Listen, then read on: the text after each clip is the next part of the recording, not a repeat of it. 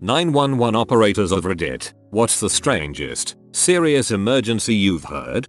I answered the phone and gave my usual 911. Do you need police, fire, or ambulance? And the person on the other end just started screaming, bees. Bees. I assumed that the bees were neither mugging him nor on fire, so I put it through to ambulance because what the frick even. I assumed that the bees were neither mugging him nor on fire, so I put it through to ambulance because what the frick even. And now there is coffee all over my desk and my supervisor is looking at me weirdly. Take your upvote. Had a dude who called in on Thanksgiving because my wife is chasing me around the house with a knife because I called her bird dry. Also had a guy shoot somebody while on the phone with me. Also had a guy get arrested while on the phone with me. I don't miss those days. The emergency itself wasn't particularly strange, vaginal bleeding during pregnancy, nor was the call mine, but in training I listened to a call that contained the following exchange. So she's bleeding now? Yep. Where is she bleeding from? From her bottom part. Which bottom part, sir? I need you to be specific. Her rectum. Front part. Wait, what? So is she bleeding from her rectum or from the front? God dang it, she's bleeding from her pee hole. I think it's impossible to read that last line without a heavy southern accent. 911, what's your emergency? There's a pig in the road. A big one. So where are you? At the stoplight. It's the biggest dang pig I have ever seen. Get someone here now. One stoplight town. The bar is near the intersection. How big is the pig? About the size of a Volkswagen. How much have you had to drink? I'm not freaking drunk. It's a giant pig the size of a small car. What is wrong with you people? Officers show up to find a full-grown hippo that had escaped from the local wild animal park. Big frickin' pig eater. This was at 2:30 AM when the bar's close. Lots of calls from elderly people hallucinating because of a UT. One woman had been following CPR instructions and when the crew arrived, she was doing very gentle chest compressions on her slightly confused, but very much alive, cat. We had a lady who would call all the time about people in her yard or on her house, usually doing nasty things. Always a false alarm. This lady had been calling since way before I got my job, and even now after I've switched agencies, she's probably still calling. She's mental, but not a danger to herself or others, so no real need to commit her involuntarily. Well, one day we get a call from her about a man at her house, causing the troubles for her. My supervisor, who had answered the call, finally got fed up and asked to speak to the man. To everyone's surprise, the woman handed the phone over to the man, and there was someone there. It was her brother. He was there trying to get her committed. We ended up, I believe, asking him to leave the property because he couldn't have her committed against her will at that time. Just goes to show you that crazy doesn't always mean wrong. A family member was working in an emergency room and said the following case came in about a month ago. A guy got high on PCP, suddenly thinks I'm a bit hungry and would like to have some eggs. Proceeds to cut out one of his testicles and fry it in a frying pan. His girlfriend walks in while he's doing that and goes what the heck, at which point he's like, oh, whoops, sorry, and tries to put his fried testicle back in his scrotum. Then he was in the hospital. I don't know the result, but I can guess. This made my balls shrivel up into my body and I'm a female. Jesus.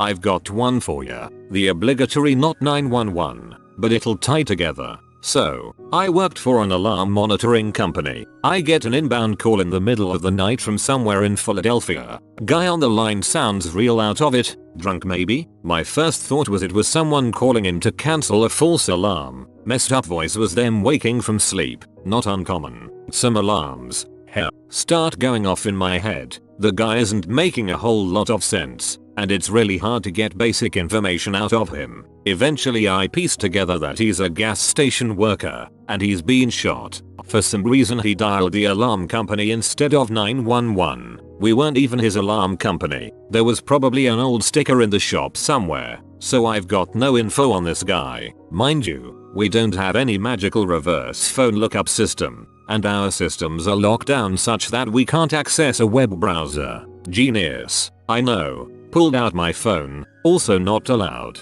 Managed to look up a gas station with the inbound number in Philly, called 911 and got police and medical out there. No idea how it ultimately shook out. Stayed on the line keeping the guy conscious and talking until they got there, then disconnected. My sister is an EMT in a small rural college town. Apparently there have been more than one calls about horses collapsing and hurting their rider handler. Broken arms, legs, trapped under horse, etc. When she was new to it, someone just described it as a collapsed horse, and she thought that they were supposed to treat the horse's condition. I'm close to an area where equestrian stuff is pretty popular. When I was a medical student on trauma, I was surprised we had like 4 horse related injuries on service at the same time. Apparently it isn't that unusual here. Heard this one the other day, not from the perspective of an operator but close. M's response to a call where a man reported having multiple potatoes stuck up his rectum colon. Not red potatoes, those big brown suckers. The kicker, I was washing my potatoes in the shower when I slipped and fell and all the potatoes went up there. What? I wouldn't even try to say I fell on it. I know nobody would believe me, and I'd look like a bigger idiot. I'd just own it and the dispatchers would probably make just a little less fun of me behind my back. My mom was a dispatcher for 20 plus years. The eeriest call she ever told me about was one that started off with no voice, only breathing. She kept asking yes or no questions, working out a system to guess what was going on. Eventually he could talk a little bit and said the person who hurt him was still there, so the officers went in, guns drawn. He'd said the person was there but hadn't specified that they were dead. Turns out the guy couldn't talk because his throat was sliced open, which he had done to himself, to make it look like his wife, whom he had just murdered, had attacked him first. I got dispatched for neck pain. Get there, find out a couple were having sex on a couch when the female heard a large pop in her head, followed by splitting headache and nausea. We transport and after a CT scan find that she somehow developed a tear in her arachnoid meningeal tissue. Serious crap, but humorous and odd. Row, he almost literally fricked her brains out. Not sure if that makes him a legend or a monster, lol. I once dispatched a helicopter for a woman gored by a reindeer. Apparently there is a reindeer farm for tourists and she tried to kiss it. My pilot and flight crew laughed at the moi and asked 3 times to repeat. I responded to a man in his whitey tighties standing on the yellow lines in the middle of the road. Arrived on scene to find this to be true. The reason he was in the middle of the road was to practice his karate moves on cars. Dispatch was even having a hard time keeping from laughing. The very first emergency call I took by myself during training. Trainer was hooked into my phone and could jump in whenever. I answered a 911 while my trainer was trying to grab a cup of coffee from the machine. Long cords, and as soon as the phone connected there was what sounded like an explosion and people screaming all over the place. Scared the Jesus out of my trainer, who sprinted back to the desk thinking I had just picked up some huge disaster or accident. Takes over the call, starts asking questions, and it turns out what we heard was just rushing water from a hot water heater that ruptured and was spewing water all over these 2 girls' apartment and they were freaking out not knowing what to do about it. Bonus story. Had a similar call a few years later, picked up to a bunch of people being loud, sounding panicked, talking about someone being locked in a car. Thought it was a child locked in a car. A very high priority call for my agency, due to being in Florida and a few recent deaths. So I put the call in as urgent, while trying to get anyone on the phone to actually talk to me. But then I hear a door open, and someone in the background scream, "It's out. The chicken is free, phone disconnects. Florida. Florida. Say no more." The first call I took was from a blind elderly male. He called because he had found his son on the floor of a bedroom. He was not responding, so I had him tilt his head back and listen for a breath. Nothing. He said he was warm and he had talked with him less than 20 minutes prior, so I guided him through CPR. Compressions only because of the circumstances. He lived in a rural part of our county and we were low on rigs, so we did this for about 12 minutes before help arrived on scene. Ems goes inside and immediately asks for PD. This isn't unusual. Sometimes loved ones can't or don't want to believe that it's too late, so we go through the motions until a train dies there. PD gets there and asks for a detective. This is also not unusual for younger deaths. 2 hours later and still there, it piques my curiosity. I called the first officer that arrived and found out that the poor man had been doing CPR on his now mostly headless son. He had been taking a nap and his son committed suicide with a shotgun. It woke him up but not quick enough for it to register as a gunshot. When I had asked him to tilt his head back, he did so by using his chin, which was still there. I think it worked out for the best because he had support there when he learned the truth, and it didn't make my job any tougher, but it definitely made for an unusual start to my dispatch career.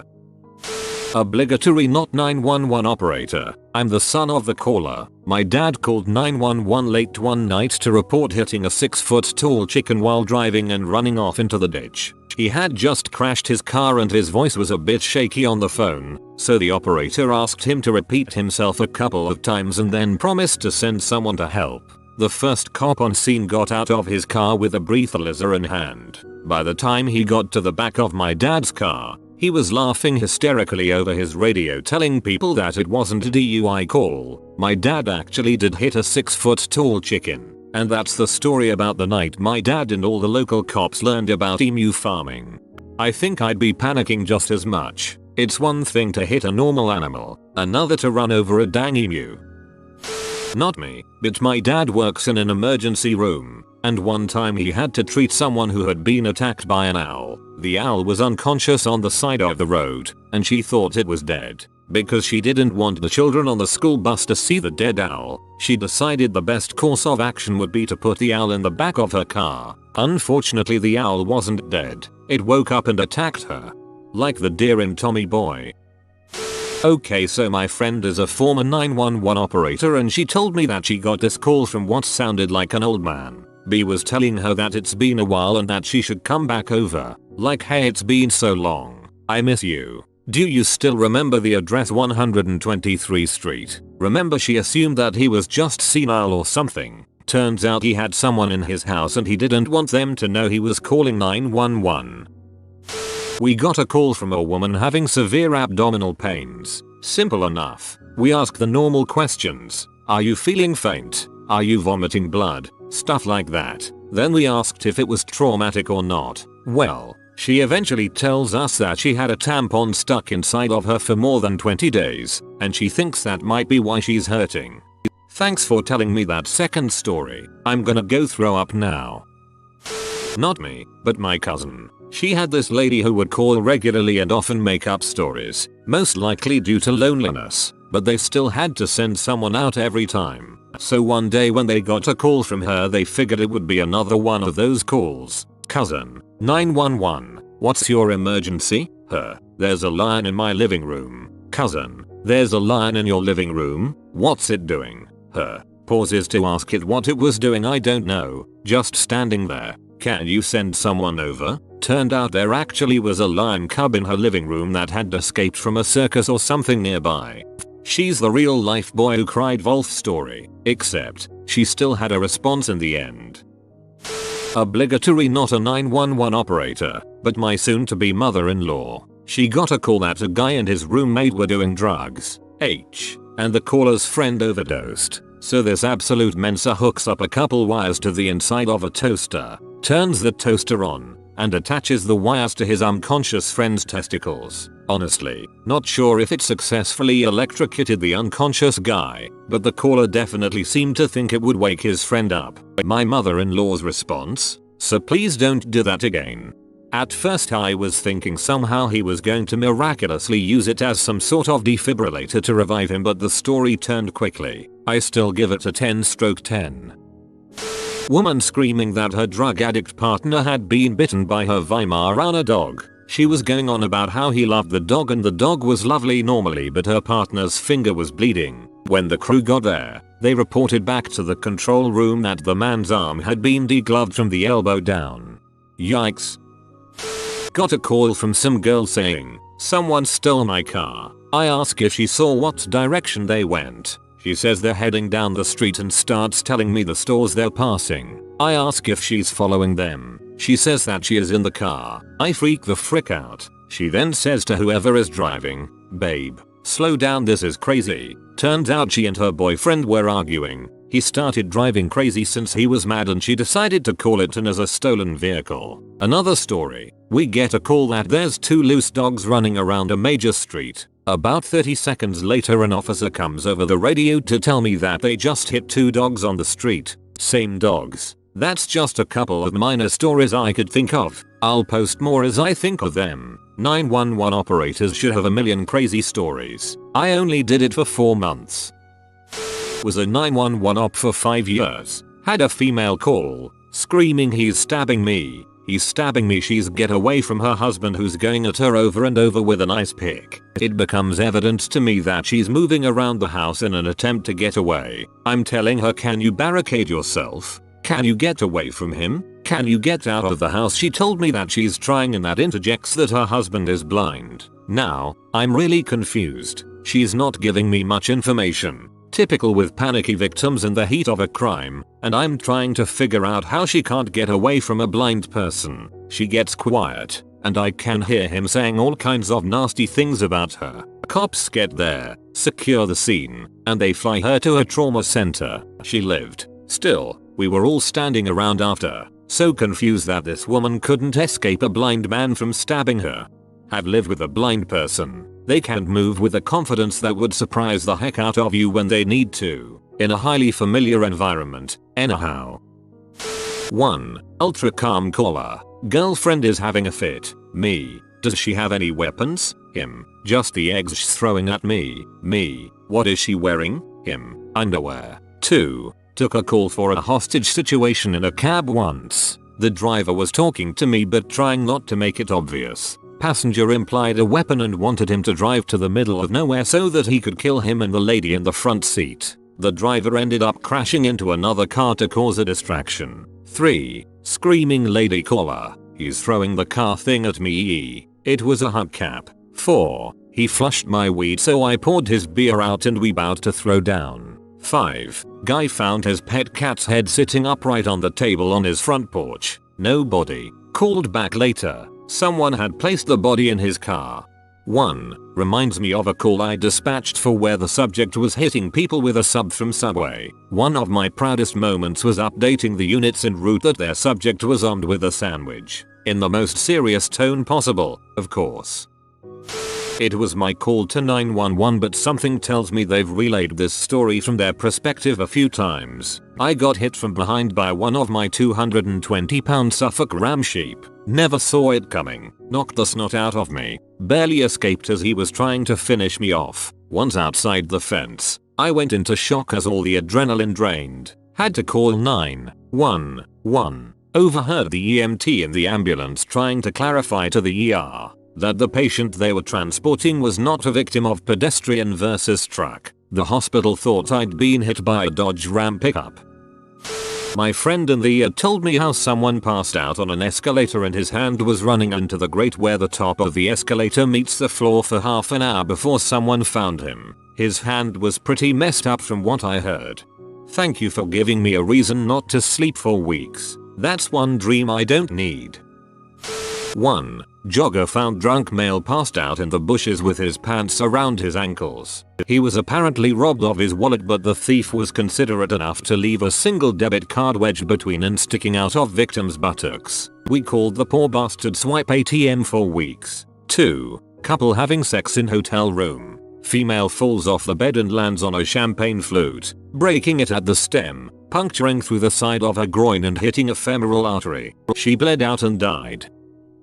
I was a 0 operator, not 911, but many small towns didn't have 911 so I got quite a few emergency calls. I got a call from a 13-year-old girl once that had just gotten home from school. She couldn't find her father, but there was an ominous note there that she had read to me. I had police on the way and told her to wait outside for them. Rather, I heard her walking around her house, going from room to room, opening doors looking for him. After about a minute, she let out a blood-curdling scream yelling, "He's here! He's here! He's here!" He was hanging dead in the garage. Was a terrible call. I got a 15-minute break and had to get back on the board taking calls again. It's been almost 20 years and I can still hear her voice.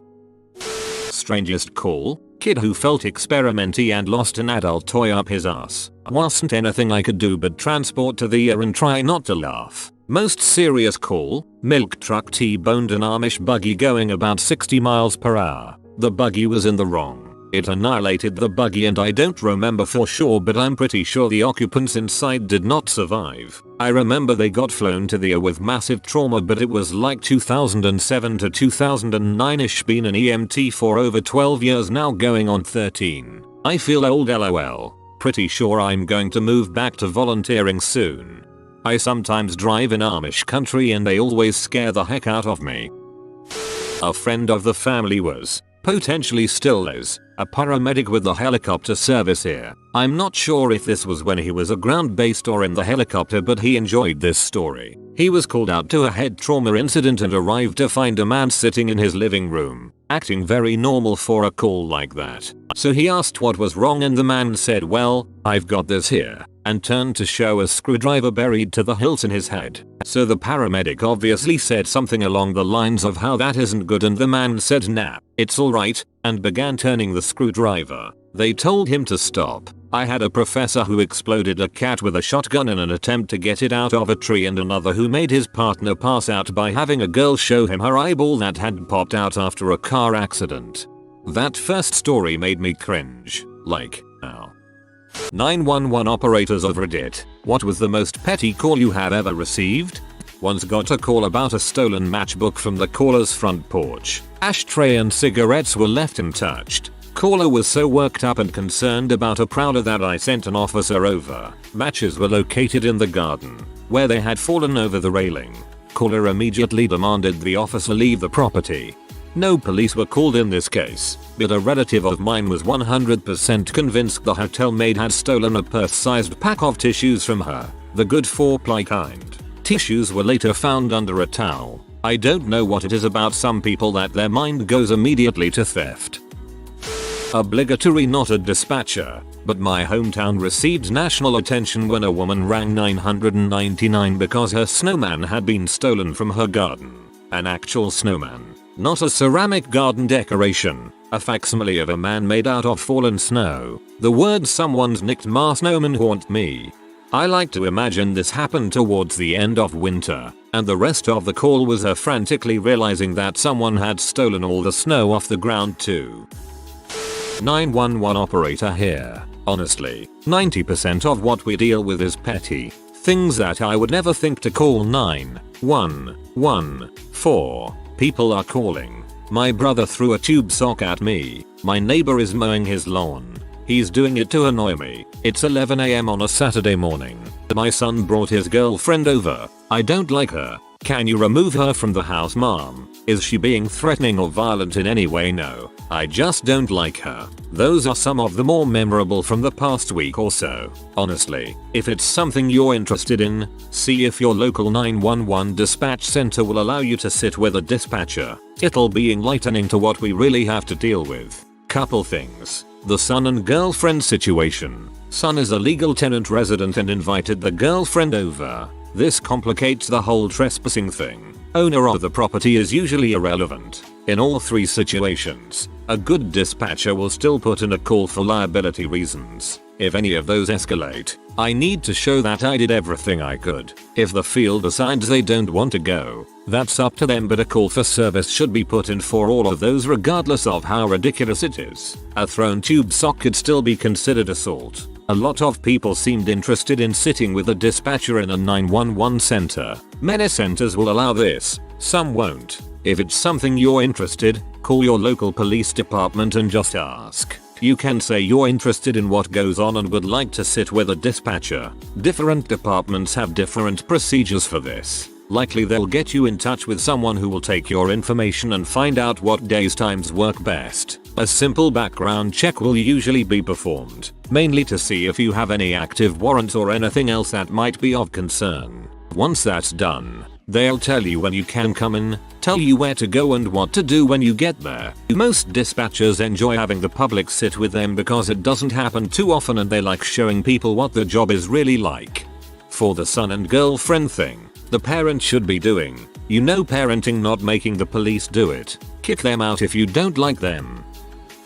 Not dispatch, but EMT. Worst call in this regard we ever had. My partner and I show up in the morning to find out we have a trainee on our shift. First ride out during his EMT school. Cool, nice kid. About 2 hours later, we get paged out for prostate problems. No further information. All right. Fun. We show up at an assisted care facility, not full nursing home. Think more apartments that have a nurse on staff. Make contact with patient. I send the student to do vitals while I start questioning him. Is he having pain? Discomfort? More urine output? Less urine output? Funny feelings on urination? Discharges? Anything? All negative. Finally I tell him I need some help. Why does he think he is having prostate problems? Well, it's Saturday morning, and he just watched a medical show that mentioned it's important that men his age get their prostate checked once a year, and it had been about 15 months since he had a prostate exam, and he called his primary care physician and couldn't get an appointment until Monday morning. In over 5 years of EMS, this is one of like 3 patients I ever tried to talk out of going to the hospital, but he wanted transport. So we did. We radio the hospital ahead when bringing in a patient. This is the only time I ever said, in front of the patient, I'm sorry for what I am about to tell you. We get to the hospital, and as we are moving the patient into a bed, this older male nurse storms into the room and starts laying into me. Why? He thought I was joking when I called in the report. When I assured him that it was legit, he turned to the patient. I can't remember his exact words, but it was something like this. You actually called a motherfricking ambulance to bring your sorry butt into the emergency room for a fricking prostate exam that you couldn't wait 2 days for? The patient looked stunned, but nodded. The nurse turned to the tech that had entered the room. Get this fricking butthole a prostate exam and get him the frick out of my. He then slammed down clipboard he was holding on the counter. As we were cleaning the ambulance, my trainee looked at me. Is it always like this? He asked, hope dying in his eyes. I clapped him on the shoulder. Welcome to EMS. County 911. Where's your emergency? My neighbor is mowing his yard in pajamas, and I don't think that's very necessary. Excuse me? Mom, is he threatening you or harming you? No, but he's nearly nude mowing his yard. Can you get a cop here to tell him to put clothes on? How about I'll let an officer give you a call about it, Mom? Sure, that'll be fine. I'm tired of seeing old shirtless men mowing their yards early morning. My number is blah blah blah. Okay, I'll give this to the officer directly. Hangs up. Me on the radio. County 911 to North County. 939 go ahead. Have some telephone traffic regarding a shirtless old man mowing his yard. Subject is requesting you to give her a call. Sensible laugh over radio, sure thing. I am ready to copy. Give him her number. 5 minutes later. 939 to County 911. Go ahead. It's gonna be a civil matter. She told me she's going to start mowing her yard naked. I'll be 10-8. Me. In tears of laughter 10-4-14-32. Our CAD is being updated and this happened when I couldn't send texts over the CAD software itself. Otherwise I would have just thrown the comment in the narrative and he could have read it. Fun times. That's amazing, lol. Not a 911 operator, but I do mapping for 911. An operator had a call once from someone that was extremely concerned that emergency services wouldn't be able to find his house if he ever needed them. Not a reason to call the emergency number, but still a valid concern. The call gets kicked over to me and I'm on the phone with him going through a checklist to verify the location of his address. I ask him a few times what prompted his concerns about emergency services not being able to find his house and he just mumbles something like, I just know they won't. I eventually get things worked out. His address is in our system and in the correct location, and I assure him that we will be able to find his house. There's a few seconds of silence on his end. Then he says, well, if the police know where I live and can get here, why the frick couldn't Pizza Hut find my house last night? He hung up before I could respond.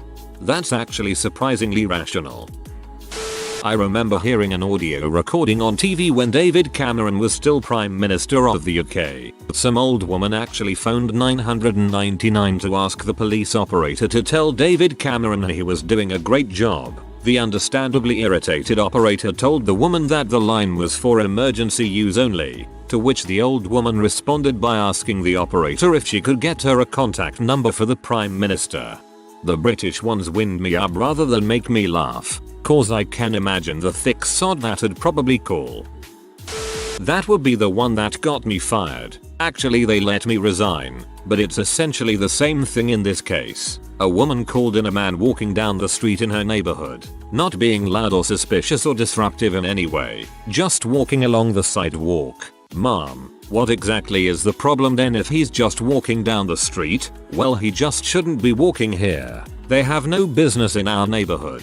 So she called the police on 911 and not the non-emergency line, because a black man was minding his own business walking down the street. She just kept saying he shouldn't be walking here, and eventually I snapped back with, would you feel better if he was running? It's one of those moments where you immediately think, dang, now I have to find a new job.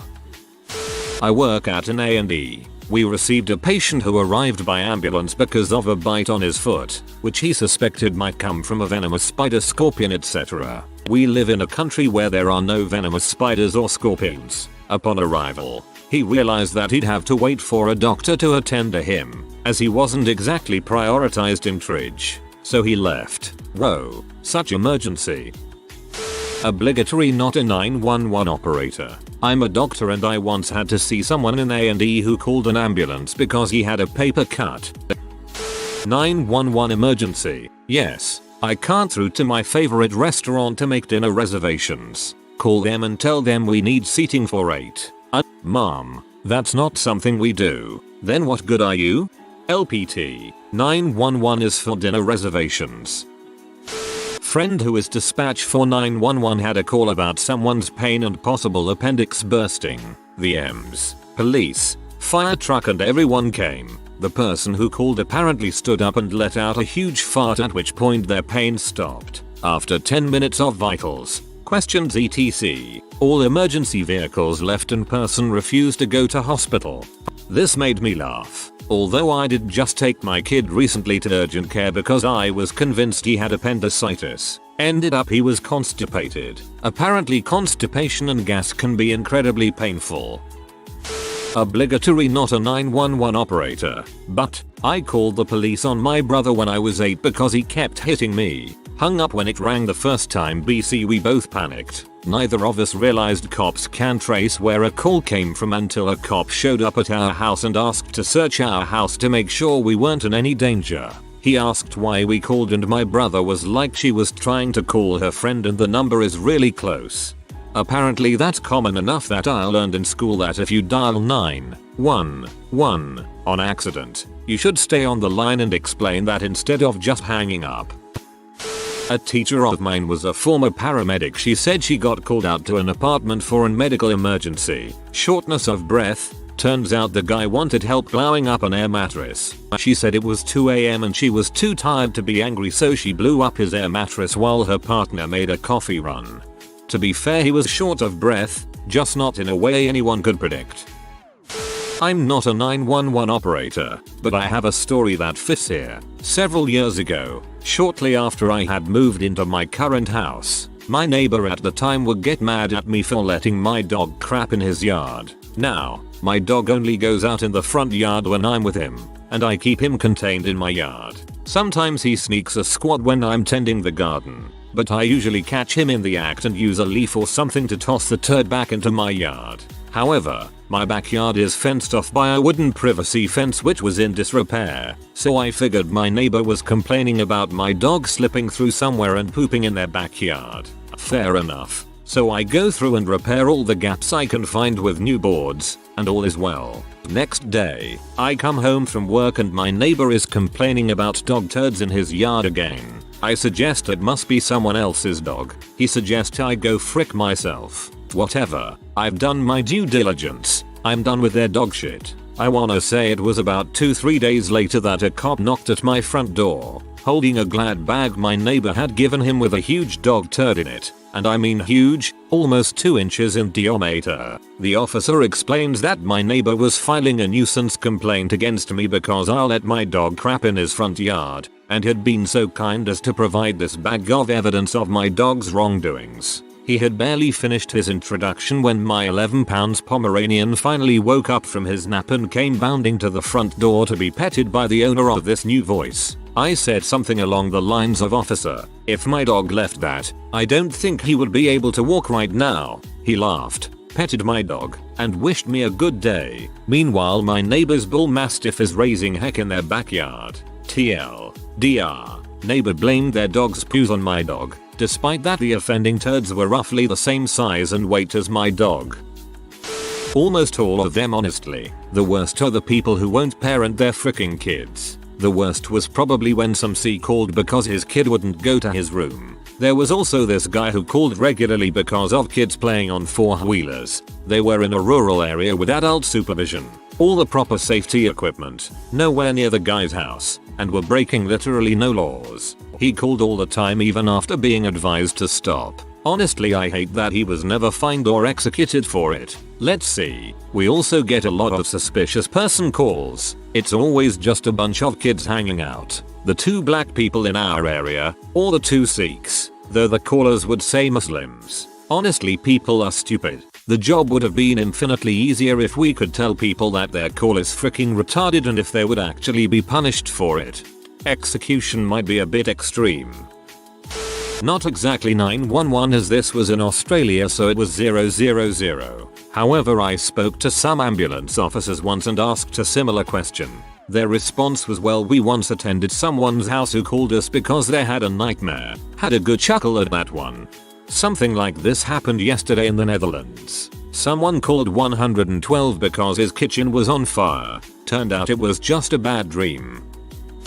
Not a 911 operator, but rather a firefighter listening to police band. Heard a conversation between dispatch, D, and an officer, O, D. Unit 1, be advised that we have a report of a girl riding a bike barefoot down the road at 100 miles per hour. O, please confirm, did you say 100 miles per hour? D, yes, caller is afraid she is going to get a toe caught in the spokes. O, I'd be more afraid of her legs falling off at that speed, but we'll try to make contact. D, trying not to laugh will mark you en route. I want to see this. I wasn't a 911 operator, but I was a receptionist for a law firm once. We once had a lady call and wanted legal advice on suing her paramedics. We asked what happened and she explained they broke her ribs as they resuscitated her. We tried to explain that it is common to break ribs while performing CPR. She did not care. In lieu of payment, the court rules that the plaintiff's heart will be stopped. Got a call once from a man about a noise complaint. Pretty standard stuff at first, but then a priority call came out and the unit on the way to the noise complaint was pulled off to respond to the burglary in progress, i.e. Badger is still there. About 10 minutes later, we get a call from the same guy ranting and raving about why we aren't there yet. I tell him it's because a higher priority event has occurred that needed multiple deputies to respond. He says he doesn't give a crap and that his call should be responded to first because he called first. He then proceeds to call back every 5 minutes for the next 30 minutes or so until our watch commander that night keys up on the channel to say she'll be en route to the noise complaint. About 5 minutes after she arrives on scene, she keys up again with one in custody for abuse of 911. Released with a notice to appear. No jail ride. Some people. By that I mean most people. Also, I like parentheses. Definitely understand. Emergency call taker here. Every weekend. Suaru many noise complaints. For some reason I get some kind of joy out of telling people police won't be attending for a long time before it's the weekend and they're heck busy. So in the military, we had a call on base from a lady who said her dog was missing. I was like, did you or anyone begin looking? She said no. I just paused for a second. She then says I'm the commander's wife. Flash forward to 15 minutes later. Half of the police patrols are running around base looking for a poodle. That went from 0 to the biggest case of bulls ever really dang fast. Got a 911 call from a person because their fire extinguisher hadn't been checked that month. Wasn't too happy about that one. I once had a 911 call that was the drowning death of a 4-year-old. The very next 911 call I answered was a woman yelling hysterically because she wanted to sign up for the rewards card program at the grocery store and it said her number was already in use. Someone stole my identity. I think I probably would have lost my crap at the lady on the second call. Yeah, like Ginger Scourge said, it's hard to compare the pettiness and banality of most of the calls we deal with. What is more petty, a 32-year-old male who wants medics for toe pain? Someone calling to get the batteries changed on their smoke detector? Or a neighbor dispute over tree leaves? Who can say? One of my favorites was over dog poop. Neighbor 1 let their dog crap in neighbor 2's yard. Neighbor 2 went and picked it up and placed it in neighbor 1's yard. At this point, neighbor 1 called us to report watching this happen. Then, against the best advice I could muster, went outside to confront. Then I got to listen to them both yell at each other, threaten each other, and continue to hot potato the turd back and forth across their property line until police arrived. Another gem a few years back was a guy who stabbed his own mother with a fork for eating his hot pocket he had microwaved and felt entitled to. A guy who stabbed his own mother with a fork for eating his hot pocket he had microwaved. Let's be real though, you don't eat something that someone else microwaved. That's just wrong. I have a story that is not petty, nor am I a 911 operator, but years ago my family once made what must have been the most ridiculous emergency call. On Christmas Day our large dog fell and got his testicle stuck on the radiator. Luckily it was not on. We thought they would have to pry him out, but the level-headed firefighters were able to help slide out his swollen bean without any tools. It was the craziest Christmas we ever had and the weirdest call the operator and fire department ever received on Christmas. Friend in the fire department says they are still telling that story today. I have been on thousands of non-memorable calls in my 37 years in EMS. My most memorable though was a guy called 911 and said he couldn't walk all of a sudden and felt weak. I was dispatched as a stroke. Got there and started talking to the guy. He had jock itch.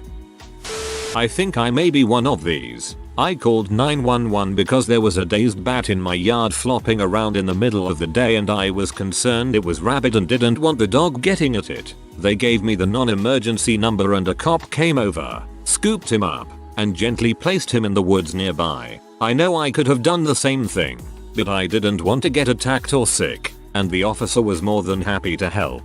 Calling the cops was my last line of defense, but I had to due to the following. My town has no animal control branch of law enforcement. I was unable to find anything for neighboring towns either. All the third-party animal control services were either unresponsive or wanted an expensive premium. The non-emergency line number wasn't displayed on my town's website.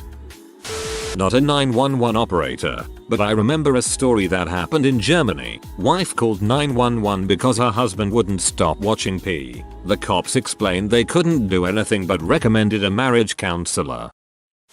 Not the operator, but I have a relevant story. I was in the awaiting room with a particularly bad kidney stone. I had already been there 3 hours and the waiting room wasn't really that full. I had already gone through tridge, so I was wondering what the frick. I go up to the receptionist type person and ask her how much longer it will be. She responds with, "Oh, you were next, but someone came in by ambulance with a sore throat." An ambulance for a freaking sore throat. It was at that moment I lost faith in humanity. Luckily I was called in about 10 minutes later and 10 minutes after that I had my sweet dilaudid.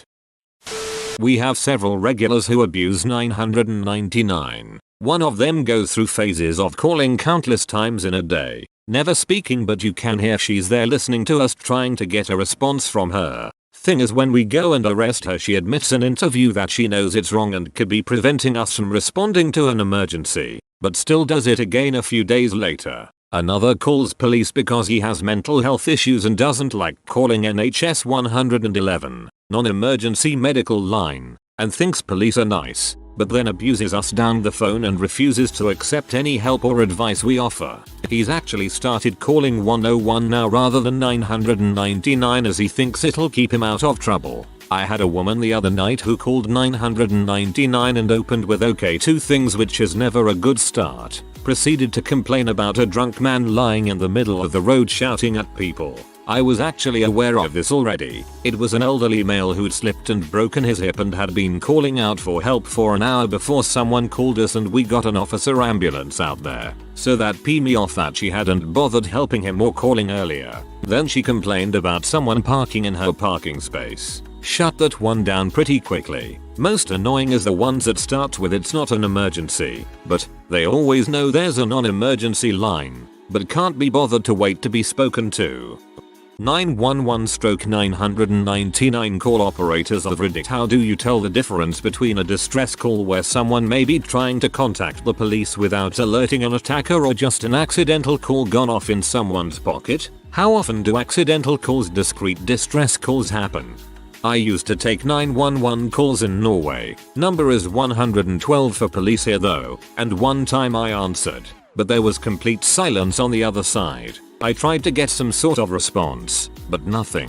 After a couple of seconds though, I heard clicking of the very soft kind. It was hard to understand what was going on, but I understood that something was wrong. That was when I heard that the clicking was actually someone tapping their nails on the phone to make SOS with Morse code. Immediately got a police car to the address, and surely enough, there was an armed robbery going on where the mother of the house had managed to hide in a closet right by the one of the robbers. There were two of them that was holding the rest of the family hostage. It truly could have ended very bad if she didn't remember or was too afraid to call. Sorry about any bad English. Why do all the sorry for bad English comments have good English?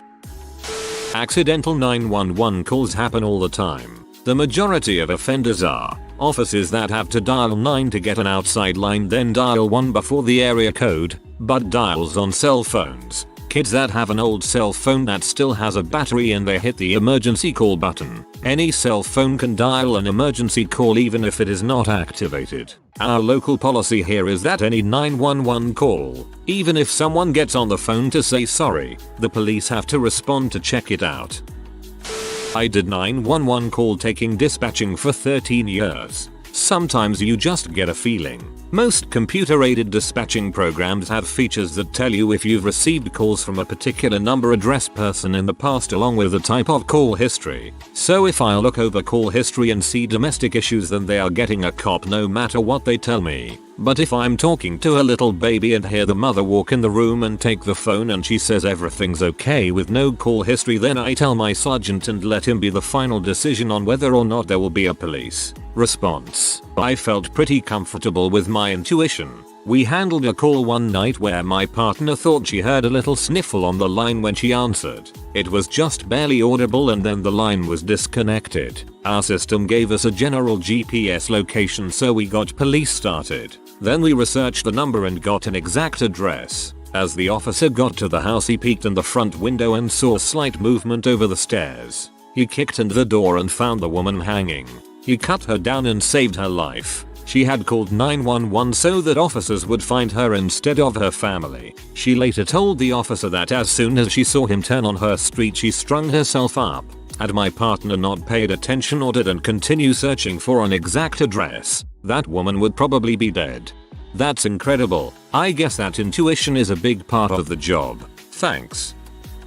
A friend of mine drunkenly decided it was a good idea to call 911 on my phone while we were at a bar. I quickly hung up, but they called back from a normal phone number. When I answered to apologize, they asked me a lot of yes or no questions, assuming it was to protect me if someone were telling me what to say, i.e. are you safe? Could you tell us if you were in any danger? But they didn't show up once I confirmed that I was okay. I've also dialed 911 by accident. Once from a hotel that required dialing 9 before the number. That time I spoke to them, told them I was okay, but they showed up at our hotel room 10 minutes later to check everything out.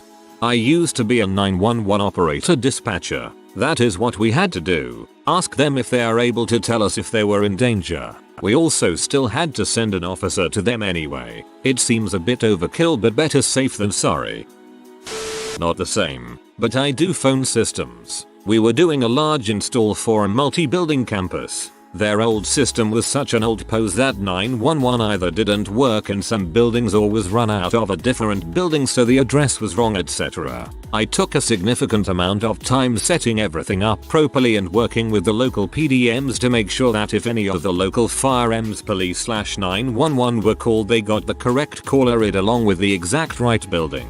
You might ask, how do you test this? Well, in this case, because this was my project, I spent overtime 2 days, 88 going to at least half of the phones in the building dialing 911. Due to what these buildings did, the 50% phones and testing every building was of high importance. Hello 911. This is from calling to test. Can you please give me the location which this call resolves to? As you might imagine, that line lasted all of 3 calls. After that it was, me, yo, 911, same, or, address, me, thanks, click, all day, 2 days straight, 40 plus buildings, hundreds of phones, not one mistake. Client said, and did you test the fire dep? No, and I'm not going to. I'm confident it works. After 2 days of testing I called back, thanked them profusely for putting up with me and sent 2 pizzas over to them. I was a 911 operator for 2 years in a very small town and I dealt with both of these situations. More often than not it was children who would call over and over thinking that it was hilarious to hang up in our ears. That is until we sent the cops to their house and would be able to hear the children get spankings. Then one incident happened where a girl called and put the phone in her pocket and I could hear her crying as her boyfriend beat her and threatened to shoot her, and I had to get officers to the scene without the boyfriend knowing. The girl got out of the room with him long enough to unlock the bedroom window for the officers to enter through. Very scary but very rewarding when the girl was able to thank me face to face. Whoa, it must get annoying getting kids and idiots who don't know how to lock their phones. But things like this I suppose make up for it. I was jumping on a trampoline with my older son once and he was bouncing me and I was screaming because I couldn't get up. Turns out I accidentally dialed 911 from my pocket. The police showed up and asked if there was a girl screaming at this address. I had to explain, rather embarrassed, that it was me. I'm a 28-year-old man. Let that sink in. It is very difficult to tell when this is genuine, and it is something I worried about as a 999 call handler. I got a call once from a woman who had collapsed in a church. She was talking normally 1 minute and the next I could hear her whispering the words help help, then she would go back to answering my questions normally and again whisper down the phone help me, help me. We are trained to ask them to tap the phone if in danger, but English wasn't her first language. The phone cut out and we advised a crew who went out. Turns out she was talking to a friend and needed her to help translate the call. However, there was another case here where a woman did exactly this. It was a pocket dial and all you could hear was a man asking about a woman and directions or something similar. Anyway, the call handler ended the call and it turns out she had been kidnapped and murdered eventually. It was horrible and it was something I honestly feared missing.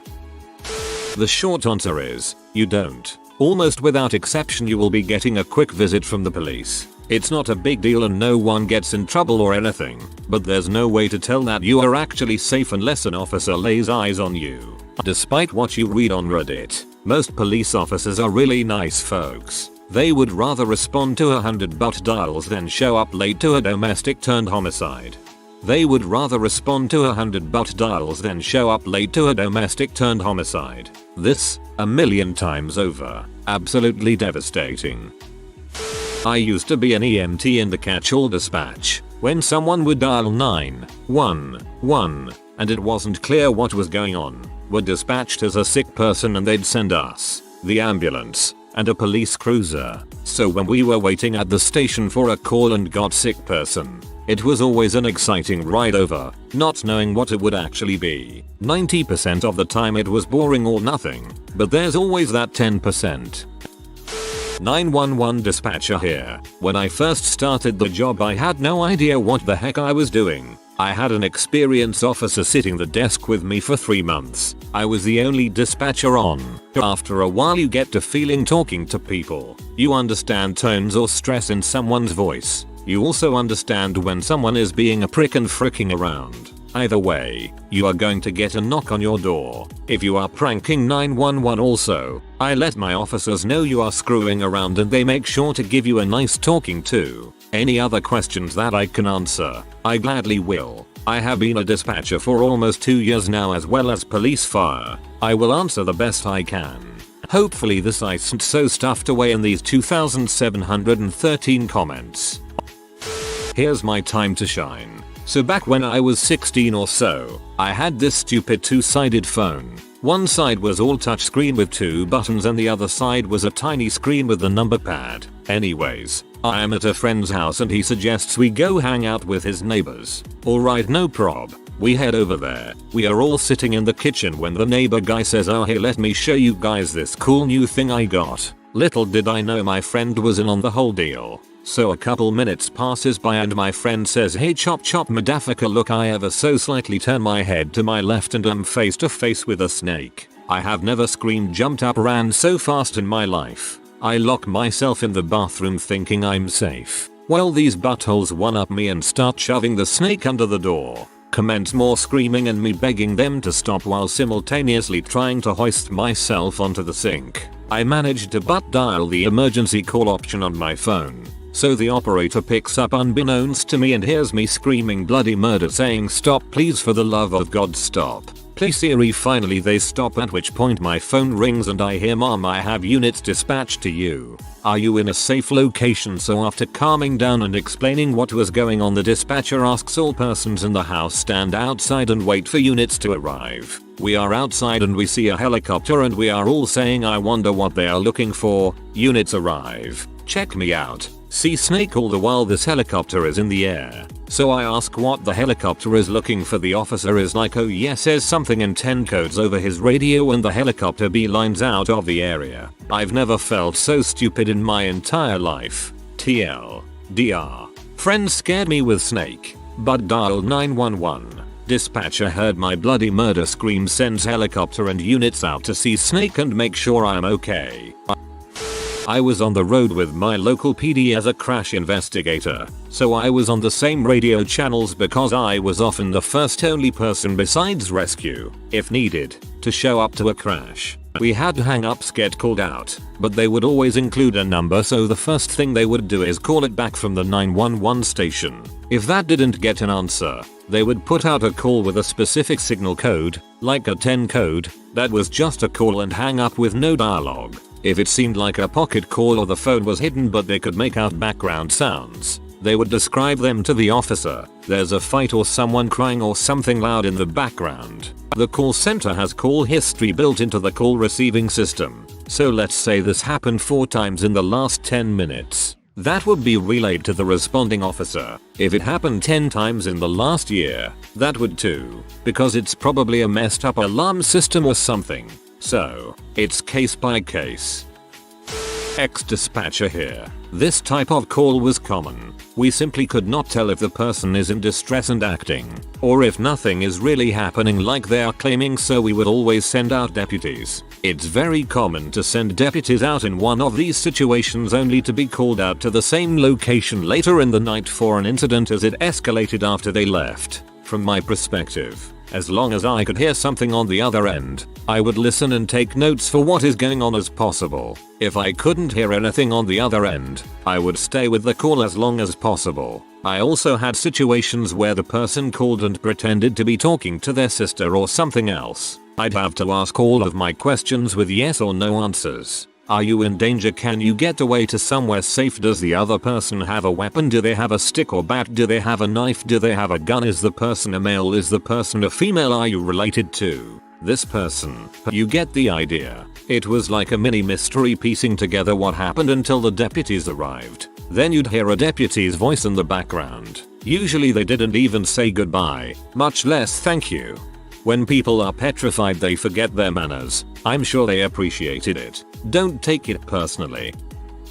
I currently work as an emergency call handler in the UK. During a standard shift we end up with a number of silent calls, or calls that have dropped before the operator has passed them to us. When calling 999 in the UK, you firstly go through to a BT operator where they will ask you what service you want. They will then pass you to us, police. If you request more than one service that includes the police, then you will always be put through to us first. We can then call either fire or ambulance. When you have a silent call, you will always try to call them back. While this is happening, you tag the intel team to start completing checks on the number, such as whether they have called before and possibly gave an address. If you call from a landline, then the operator will know your address. If you call from a mobile, we will be given approximate location details. Red flags would be previous calls linked to domestic violence, intel objects relating to child neglect or issues in the home. If we have an exact address such as when people call from a landline, we will always attend.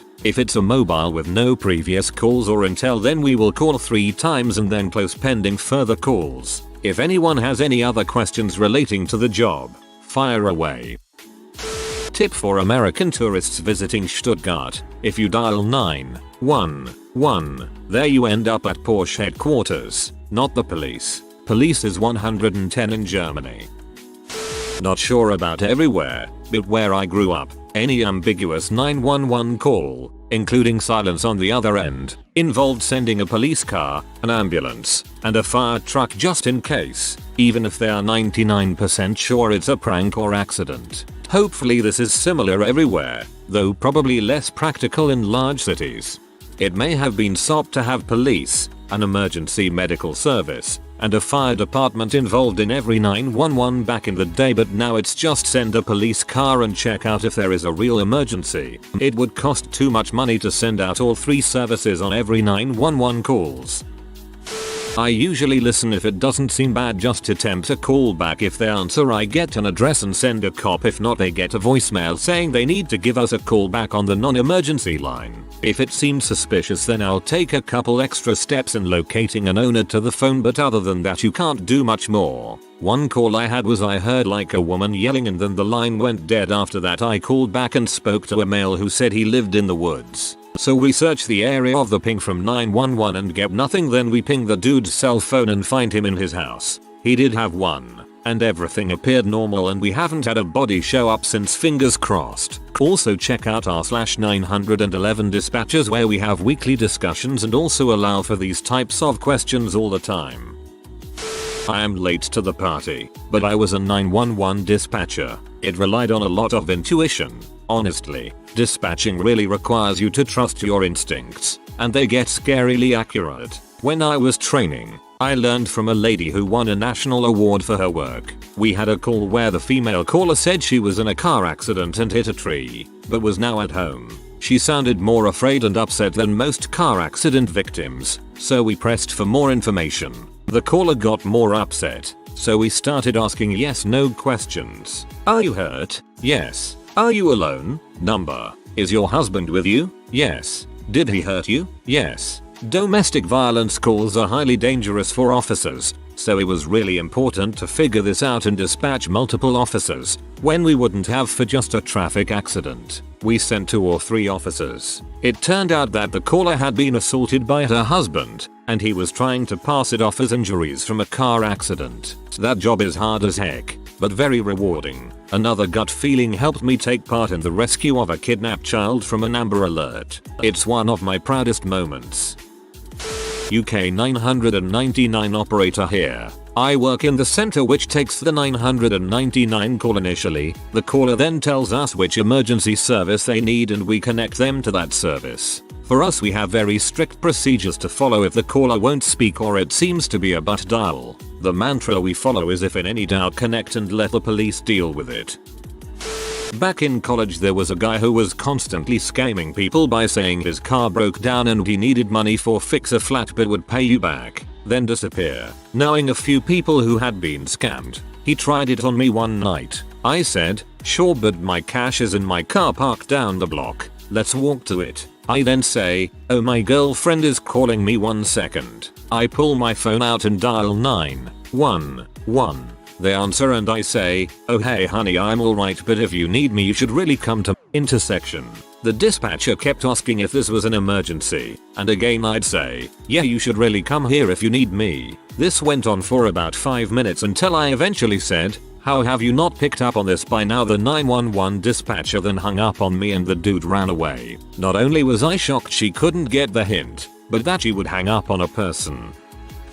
About a year ago, someone in our company had the wonderful idea of creating an internal safety hotline, and they had lots of expensive handouts printed up with the number on it, all kinds of themes around it, and the number was, drum roll please, X9911. I was the poor killjoy who had to break the bad news to them. Did try to suggest 0118 999 881 999. 119 725 3 as an alternative. 911 dispatcher here. As a general protocol, we ask callers who do not respond after the call is answered to tap twice on the phone if they're in distress. In most cases, whether they do or not, we send an officer their way just to be safe. Accidental calls happen all the time, 8-10 times a day on an average day. Discreet distress calls are not so common, maybe one a week, and 90% of the time it's a domestic violence call where the victim doesn't want his/her attacker to know they've called 911. This will probably get buried, but a great story about my wife, then girlfriend, comes home with me from college for first Thanksgiving with my family. When we get to my parents' house, my parents make sure she gets to a phone to call her folks and let them know we're here safe. While at college, you had to dial 9 to get an external number, then dial the whole number including the one before the area code. Reflexively she does this and realizes after dialing 91, she didn't need to. Well, apparently, where my parents live, they can monitor for attempted 911 calls. She's still on the phone with her mom when the cop shows up and takes a look around the house and sees my brothers, myself, and my dad tapping the keg for the weekend. We offered him a beer after having a good laugh. Obviously he declined. Also offered him some turkey the following day, Thanksgiving, but he was fortunately off to spend time with his family. My wife is still mortified about calling the cops on my parents. We still laugh about it every Thanksgiving. Hey Danger Mouse and 2004's wife, you gonna call the cops this year? Good times. About 10 years ago or so, a body was found behind the dumpster of a convenience store. It had been there a few weeks. They checked 911 calls from the outside payphone from around the estimated time of death. A young man had called, said he was getting hassled by some guys. Then his voice changes dramatically, sounds almost like a little boy, and he's saying stuff like, "Oh no, oh my god, why? They never sent any cops," and he was getting stabbed while on the phone. When I heard it played on the news it made me queasy. Just remembering it makes me sad. One time I was driving home from a concert down the back roads and saw a car off the road in a ditch with airbags deployed. I stopped the car, got out and dialed 911. Before I could talk to the dispatcher, a gun was pointed at me and a guy said, "You get in your freaking car and drive away. Do not call for help. I'm drunk and I got this under control." So I hung up the phone, got in my car, and drove off. Minutes later, the 911 operator called back and asked if I was okay. I explained the situation and told them I was leaving the scene out of fear for my life, but would wait in a nearby public place if I needed to be questioned. I waited about a half hour in a Kroger parking lot for the cops to talk to me. They never did. Don't know if anything came from it.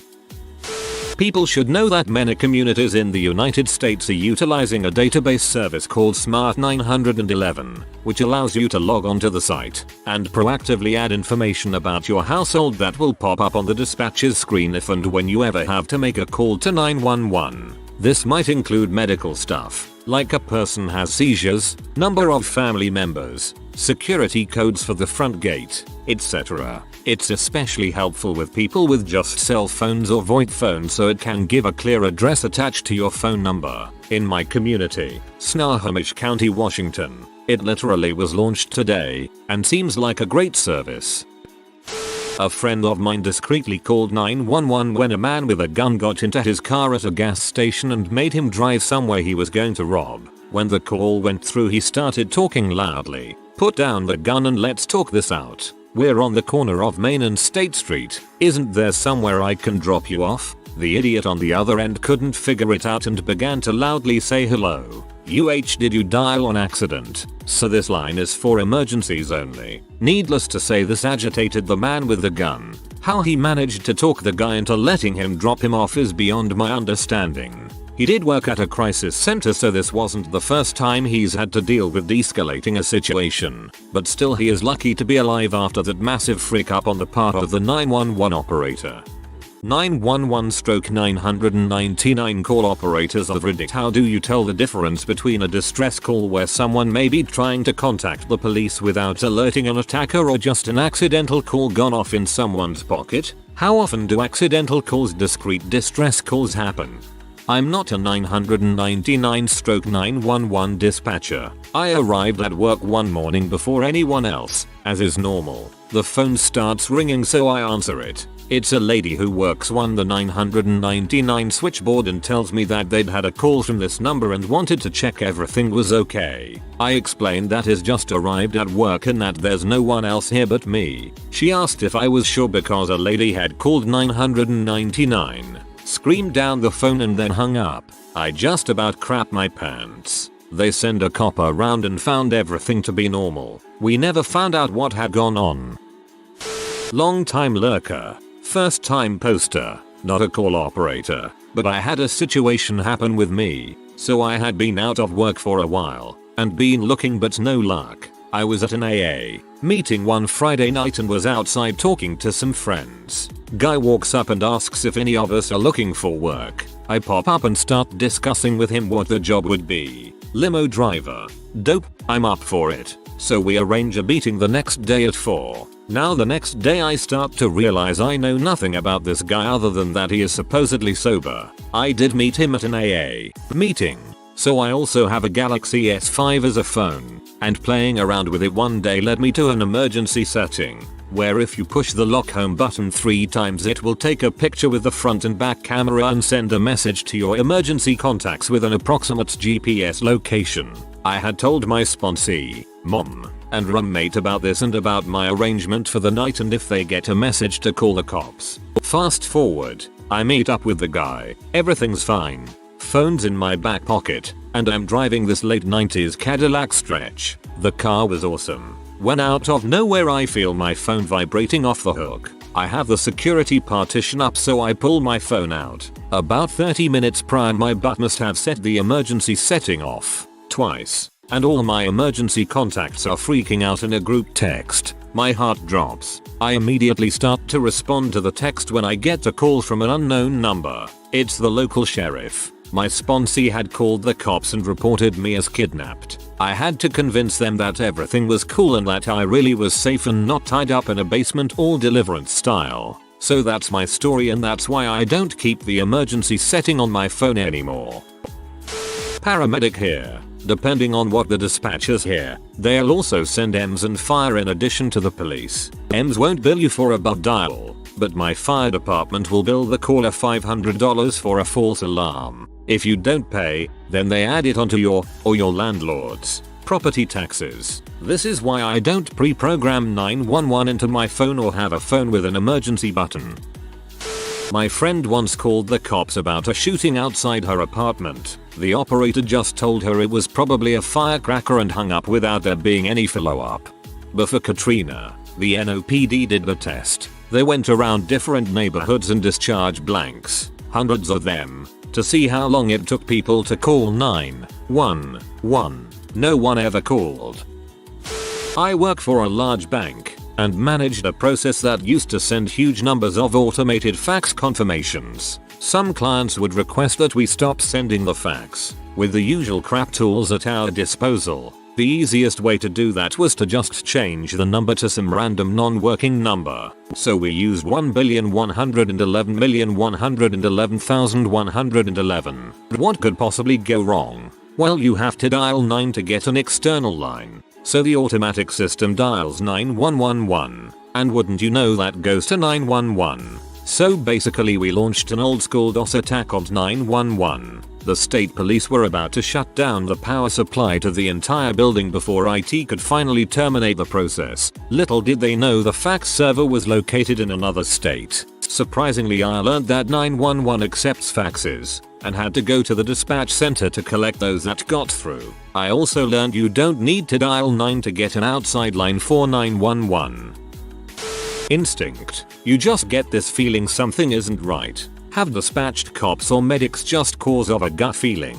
Has worked out a few times where it helped the person. You may be wrong 9 times out of 10, but that one time you follow through it can save a life. Also, looking at call history for address or phone number helps. That has always been helpful.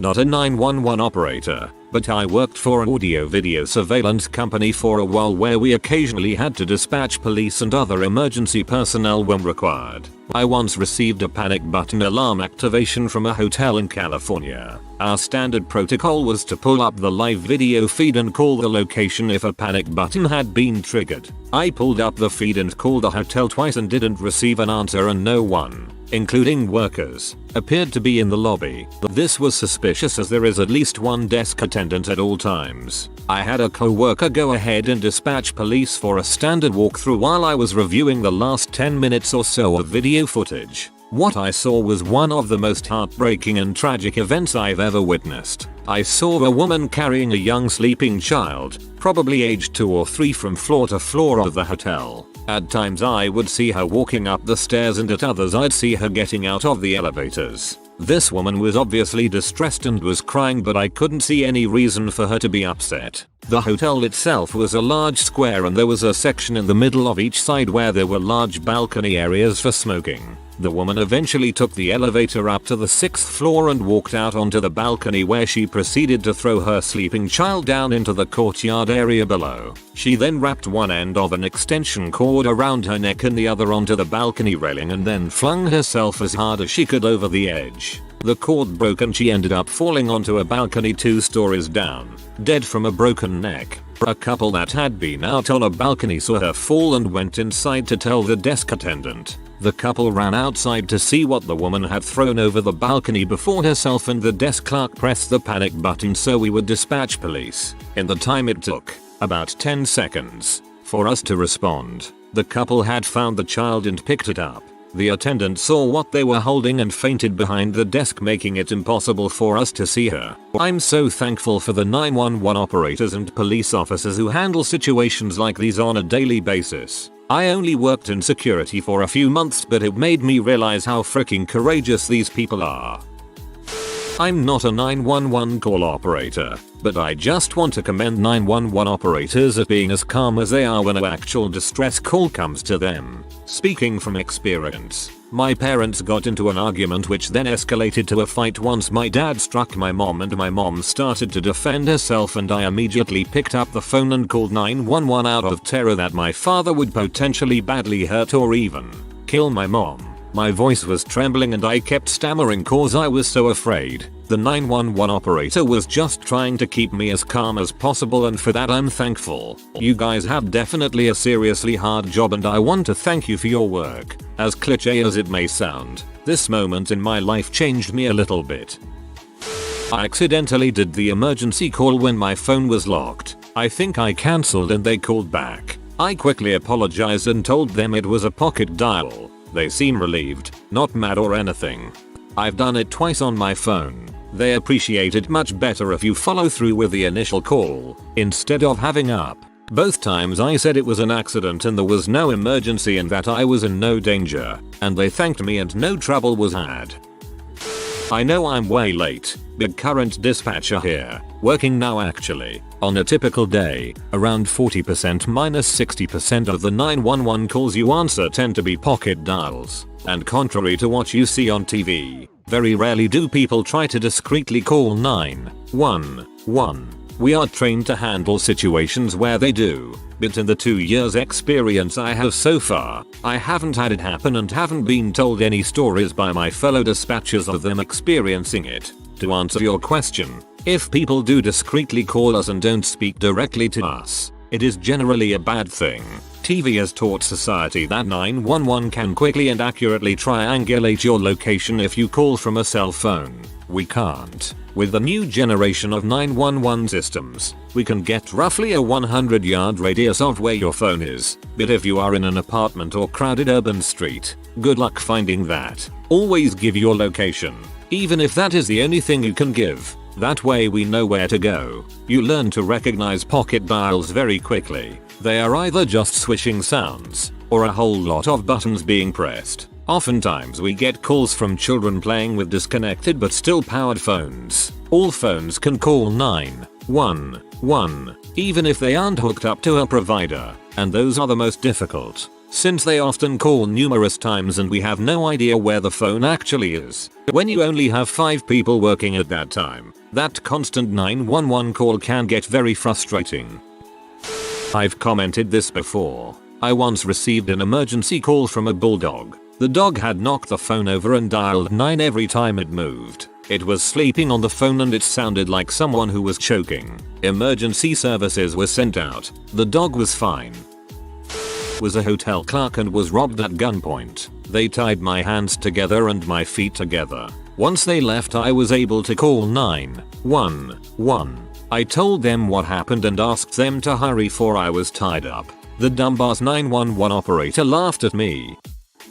This is a really crap answer, but in all honesty I think it's something that just comes with experience. I can usually tell in the first 5 seconds of a call how it's going to play out. But UFC get the occasional one in someone's pocket where you're unsure, and we will endeavor to do everything we can to make sure all is well with the caller. As for how often prank calls happen from adults, very rarely. Like genuine prank, absolutely nothing happening, maybe only 1 or 2 a month. Tend to get regulars who come in waves and last a few days. During school holidays we get numerous a day. Kids just messing about. Often the operator will confirm it was children on the line or that they sounded like they weren't genuine. I keep reading comments about how people repeatedly but dial 911. You're tying up the line for someone who may need it. The first time it happens, you should take steps to ensure it doesn't happen again. I don't think it's something to be taken lightly. If somebody calls in and hangs up, they are called back. A few attempts are made. You cannot assume something is distressful by just hearing it. A kid playing and screaming on a deactivated cell phone, which cannot be called back, may sound like a female screaming. Who is going to put money on making that distinction?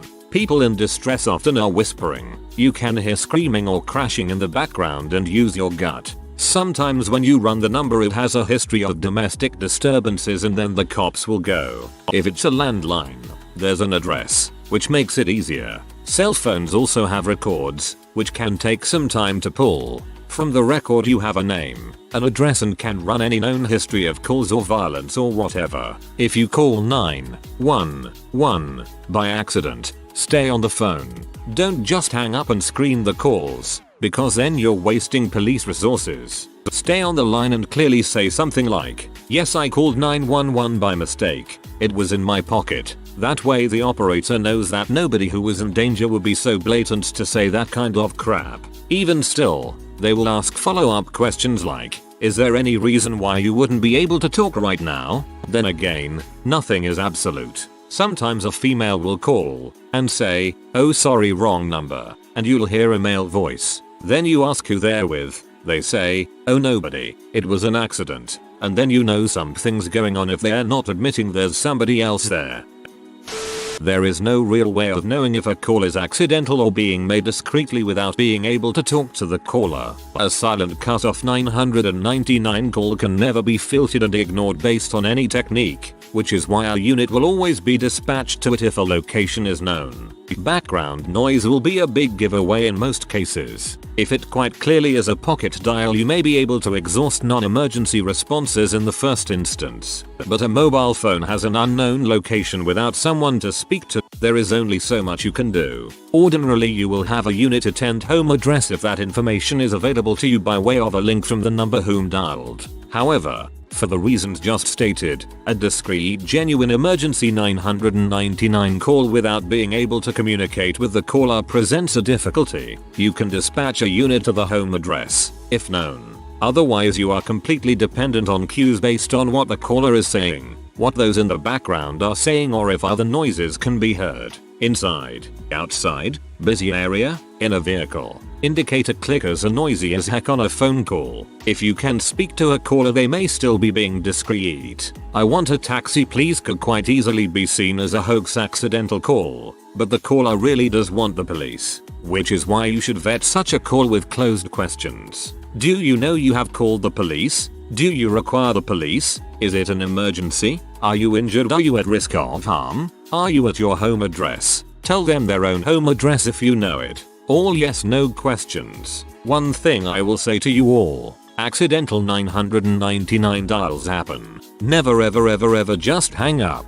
Ever. Explain it was an accident. Be prepared to get asked some question to validate the authenticity of what you are saying, primarily to ensure you are not under duress. See closed questions prior. A cut-off 999 call is an absolute nightmare, especially from a mobile phone, especially one with no linked address person data. The inconvenience of 10 seconds to verify an accidental call is a whole load better than thinking someone is being attacked, killed, raped and tried to summon assistance, but could not. How often do they happen? Silent cut-off 999s happen frequently. Generally they turn out to just be accidental. Most 999 calls do not warrant a 999 call. A small percent of the total of taken 999s are genuine.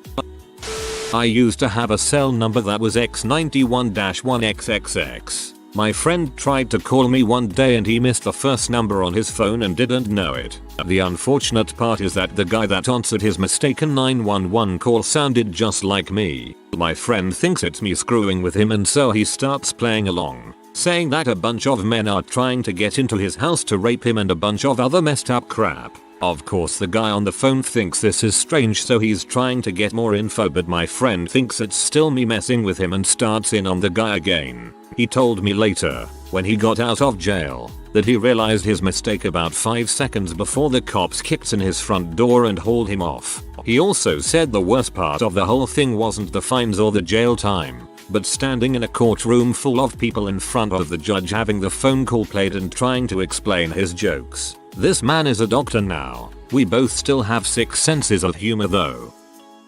When I was a kid, there was a cat up in a tree. Yes, like in the movies. I decided to be the responsible one and call 911. As the 911 dispatcher started to talk, my dad yelled at me to hang up the phone and not bother the people who were there for emergencies. A few seconds later the dispatcher called our phone again and my dad answered this time. But the dispatcher wouldn't have it. He yelled at my dad that they didn't want to speak to him, after he told them it was a misunderstanding, but that they wanted to speak to the little girl. So I got on the phone and told them that there was a cat up in the tree. The 911 dispatcher was nice and told me that help was on the way. I guess it was a slow day, since 2 fire trucks, 1 ambulance, and a police car came to our house for a cat. The firemen came out in their huge uniforms, all ready for the unexpected. They got on the ladder and tried to grab the cat, but the cat just jumped and landed safely on the ground. Anyway, my parents were yelled at by the police again saying that they should teach me when it's necessary to use 911. I was given a pat on the back and congratulated for being an outstanding citizen. After all that was said and done, the cat was back on the tree again an hour later. My dad warned me not to call 911 back for the cat. My mom and grandma used to have me practice calling 911 on my plastic toy phone. They would wait in one room to come rescue me and I would go in the other room to call. The first time though, I burst into panic tears. My mom ran in to comfort me, thinking I was scared of the pretend emergency. I managed to sob out, "I can't find the other one." I once was making out with my girlfriend at the time, and my phone went off. We were going at it hot and heavy, but I took a moment to check my phone. Caller, it wasn't something I recognized, so I answered. "This number contacted emergency services. Is there an emergency?" I stammered. "I apologize, I must have but dialed 911 while making out with my girlfriend. I'm very sorry." The dispatcher didn't seem angry and we didn't have officers show up or check on us. So I'm not sure what I said that saved us from that headache. After I hung up I explained the situation to my GF and we continued our session. TLDR, almost but dialed an emergency 3-way. In 1994 we were watching the O.J. Simpson slow speed Bronco chase live on TV. Unknown to us, our toddler was playing with the phone, and he hit the 911 speed dial. The dispatcher heard an open line and sent a patrol car. 2 cops rang our door and asked if we were okay. We let them look around. I found the phone and hung it up. Then the cops joined us as we watched O.J. on the TV until he reached his house. When I was 4, I purposefully dialed 911 because my granddad was a police officer, and I thought that was how you called them. 911 operators of Reddit, what's the most blood-chilling emergency call you've heard? Mother calling stating her baby is choking on a coin. Can hear the commotion in the back and couldn't do anything. The kid was choking and dying. Don't know what else happened after. Oh god. I swallowed a nickel when I was like 4 and my dad just grabbed me by the ankle and proceeded to beat me on my back repeatedly until it fell out. No idea how that managed to work. My sister is a 911 operator. She would call my parents whenever she was upset after a cold day at work. One of the worst ones she told us about was an 8-year-old boy calling from his bedroom because the kitchen and hallway were on fire outside his room. She notified fire department, but knowing the location was rural and it would take them 10+ minutes to get there, she began to try and give instructions on what he needed to do to get out, starting with finding an object to break the window so he could climb out. But between having to calm him down, get the information, keep him calm, and get him to listen to her instructions, he ended up burning to death on the phone with her a couple minutes before help showed up. From that day on I realized how difficult and strenuous this job actually is and that I would never be able to do it. There's a lot of things in this thread that I find horrifying, but somehow this gets to me more than anything else. Carjacking, where woman was dragged out of the car but her 3 kids weren't. Got car and kids back 45 minutes later after chase X-Town, but little girl had been assaulted. Suspect told her he'd kill her little brothers if she screamed. That breaks my fucking heart. Had a phone call from a distressed father. His son had gone missing and had left a note saying he loved his family but couldn't go on living anymore. The call prior to this one was from the railway manager, telling me that a train driver had just hit a human. I had already dispatched a patrol car to the area and I had already heard the report, and it was horrible. My colleague in the patrol car was on the verge of breakdown, describing the scene. Body parts lay strewn everywhere and an id was found. Now, knowing this, I put 2 and 2 together and knew that I was talking to a father who had all hopes of finding his son alive again. The son had done similar things before. The father told me that his wife, the dead man's mother, was out looking for the son. I had a radio running in the background so that I could pick up info from the suicide scene, and as I was telling the father that the police would help in the search for the lost son, I heard the most bone-chilling scream that I ever heard. The mother had arrived at the tracks and I could hear her horrified wailing at what she saw. It was horrible and I had such a hard time holding back tears and keeping my tone straight and civil. The father thanks me for the help and I could hang up the call. Was not allowed to give the father the news, and frankly it is just not something to deliver in a phone call. Their son was dead and gone. The father had to be kept in the dark until my patrol car could give him the news, and the mother was utterly heartbroken. Her desperate wailing on that radio, it knots my stomach to this day.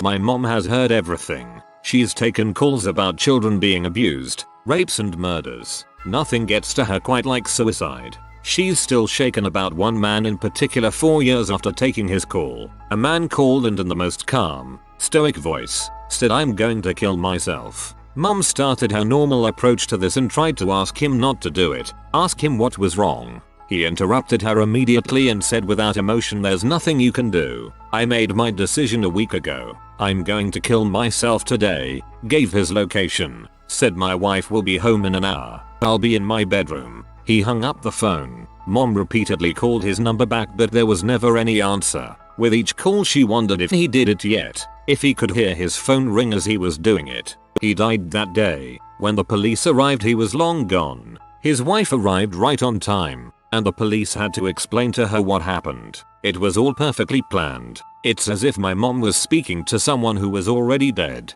He was so far gone when he called her there was nothing she could do. It took her a long time to come to terms with that. Been dispatching for 8 years. I work in a very rough area. Taken a lot of messed up calls, shootings, suicides, and whatnot. Nothing is worse than SIDS. Having to calm down a parent that just found their baby unexpectedly deceased. Get them to tell you their address and give them CPR instructions that you both know won't help is probably the hardest thing to handle. Having 2 kids of my own. It's moments like this I pull out my phone, look at their photos and text home to make sure they're okay.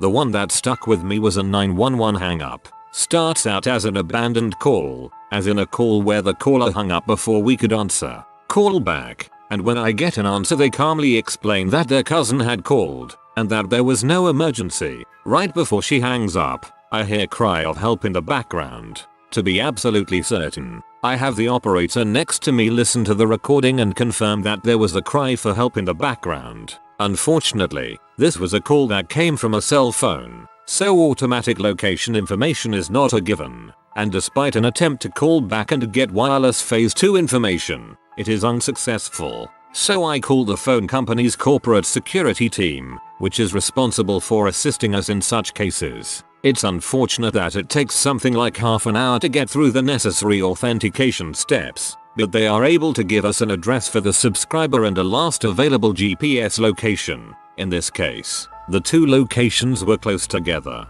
The GPS coordinates came back near a creek behind a school, the address a house about a half mile away. A typical response for a 911 hang-up is one officer, who will casually drive through the area with the windows down. If anyone needs help, they can approach them or the officer will hear any signs of an emergency. This one got 3. A road patrol unit, the student resource officer for the school the GPS coordinates came back near, and the watch commander. They were out in the area for about an hour looking, tried knocking on the subscriber's address door, and went out on foot down to the creek, but found nothing. Maybe it was never really anything. Maybe the person who answered the phone was telling the truth. I'll never know.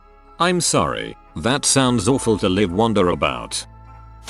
I was a dispatcher for about 4 years in a rural county. The worst call I got was a hunting accident. A guy took his 6-year-old son out hunting with him and gave the kid a loaded rifle to carry with him. The kid, while trying to get through tamarack bushes, grabbed the weapon by the barrel and dragged it behind him. The weapon got caught on a branch and discharged into the kid's head. The father called 911, got me and didn't know where he was at, as he wasn't familiar with the area and it wasn't his land. All he could tell me was that they had passed a lake or pond on a dirt road. There are several dirt roads with ponds, and I was able to narrow it down to 6 roads with the location data from the cell towers. This was the early 2000s and triangulation in rural areas sucked. Not sure how much better it is now, and his information.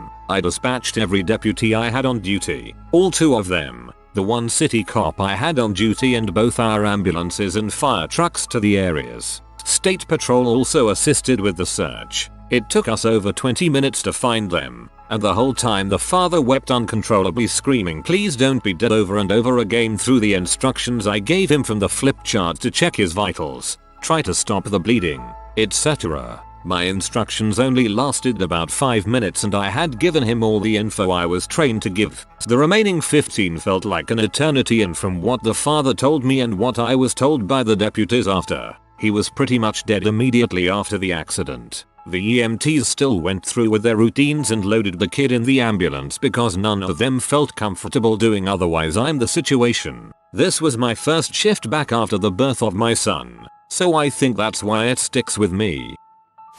2 off the top of my head. Car crash where the caller says hey, this guy is bleeding from his head. You guys need to hurry up. Can you put pressure on it to stop the bleeding? Nah, I don't want to get involved. The guy died trying to talk to an 18-year-old son calling because his dad was just shot in the head randomly by their drunk roommate. Mom comes downstairs to see what the commotion is. Total chaos.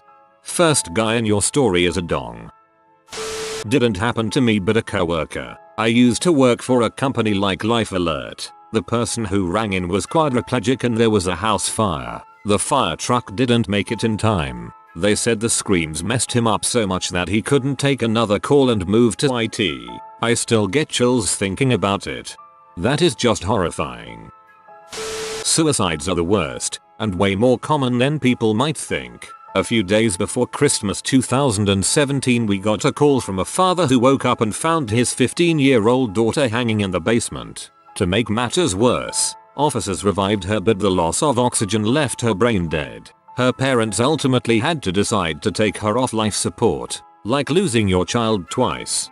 A good friend of mine did something similar, hung himself from a tree, told his childhood friend where to find him right before and ended up brain dead. Whenever I feel at all suicidal, I just think about how selfish it would be to put my family through all that.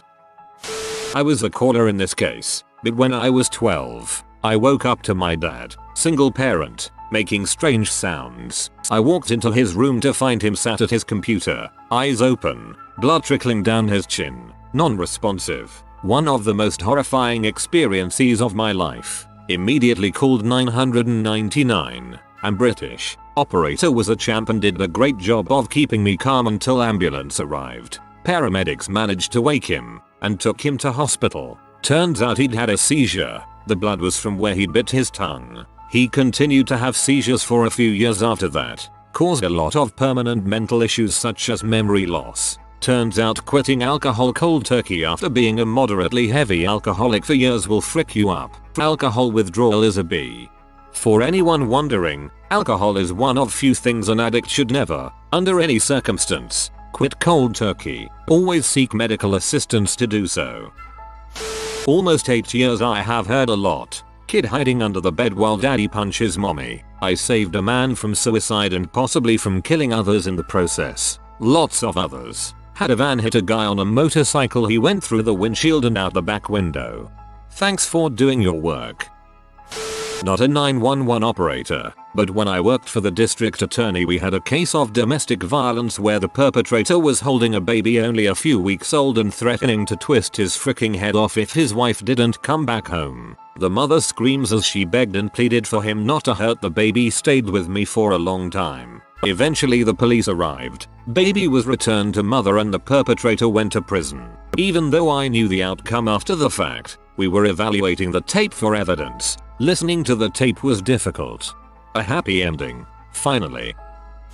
Not the dispatcher but the caller. My younger sister's bedroom door was locked and she hadn't responded to my mom yelling from downstairs to do chores. Maybe an hour later my dad got some tools to unlock the door. From my room, I heard as he finally got it open and went in. I heard a crash and thought he'd fallen, and he immediately yelled for my mom. My brother came out of his room to see what was going on, and my mom came in a towel having just gotten out of the shower. In her room, my parents started screaming her name over and over. My mom screamed to call 911. I emerged from my room. Really it was like 10 seconds since the beginning. Walked by the doorway without looking in and said I'll do it. I walked downstairs and out the front door because their screams filled the house. I called 911 and when a woman answered I said, I need an ambulance. I could still hear my parents' hysterical screaming. She asked the reason for needing an ambulance and I said my sister was unconscious in her bedroom.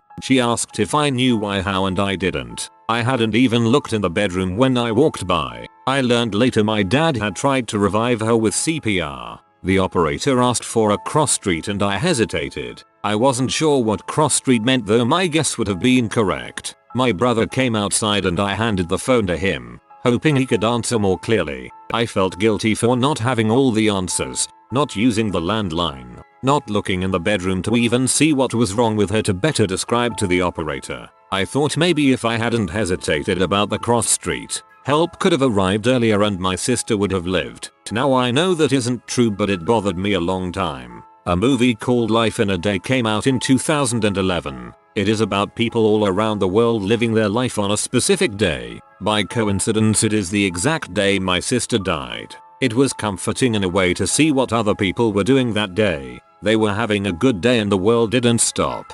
This is awful. You can't give yourself grief for not knowing how to handle a horrible situation like this though.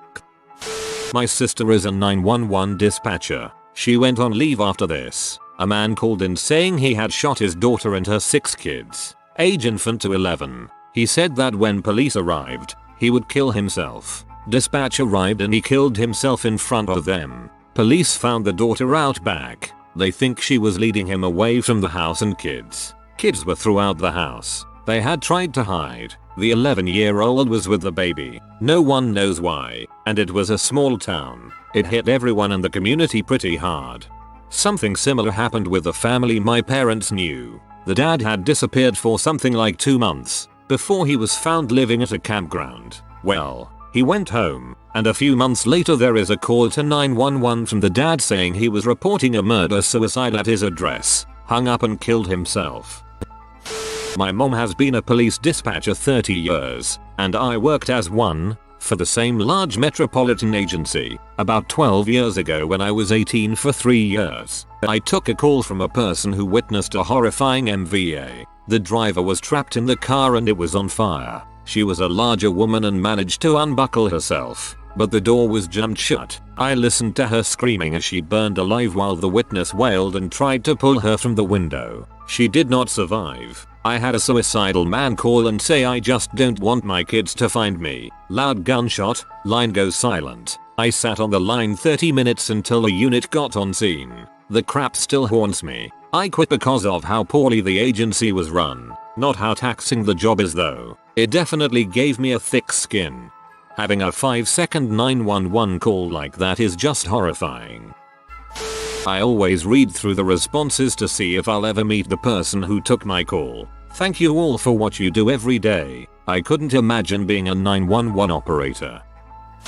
Disclaimer, not me, but my ex-wife. She was the one who took the call about a 13-year-old having hanged himself from a 3rd-story balcony. The boy's mom called it in when she came home from work and saw her kiddo dead, hanging from the lanai. Some things you don't forget. This is one of them. She, my ex, took a week off of work and cried a lot. Our kids are 13 and 15.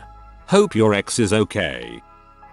I was on the 3rd side of a call as a firefighter responding to a report of a house fire in a very rural area. It was about a 30-minute run for us and we would be meeting up with another station coming from the opposite direction at about the same time. About 15 minutes into the drive, dispatch came over the radio saying that the call came from inside the house. Upon arrival we roll up to multiple police cars and 2 ambulances on scene, meaning someone knows something we don't. The house is sealed up, with heavy black smoke puffing from every tiny opening. This is a telltale sign that the compartmentalized gases are ready to explode. Backdraft. Once oxygen is added to the superheated environment. It was mid-January, -20 degrees Celsius outside and the roof was steeply pitched and made of steel that happened to be covered in ice. Basically we weren't ventilating from above as we would prefer. We took a front window and made entry through a side door. Found 2 bodies and got them out before the place erupted. We dumped water into it for hours, but without proper ventilation we simply couldn't dissipate the heat fast enough to prevent it from reigniting.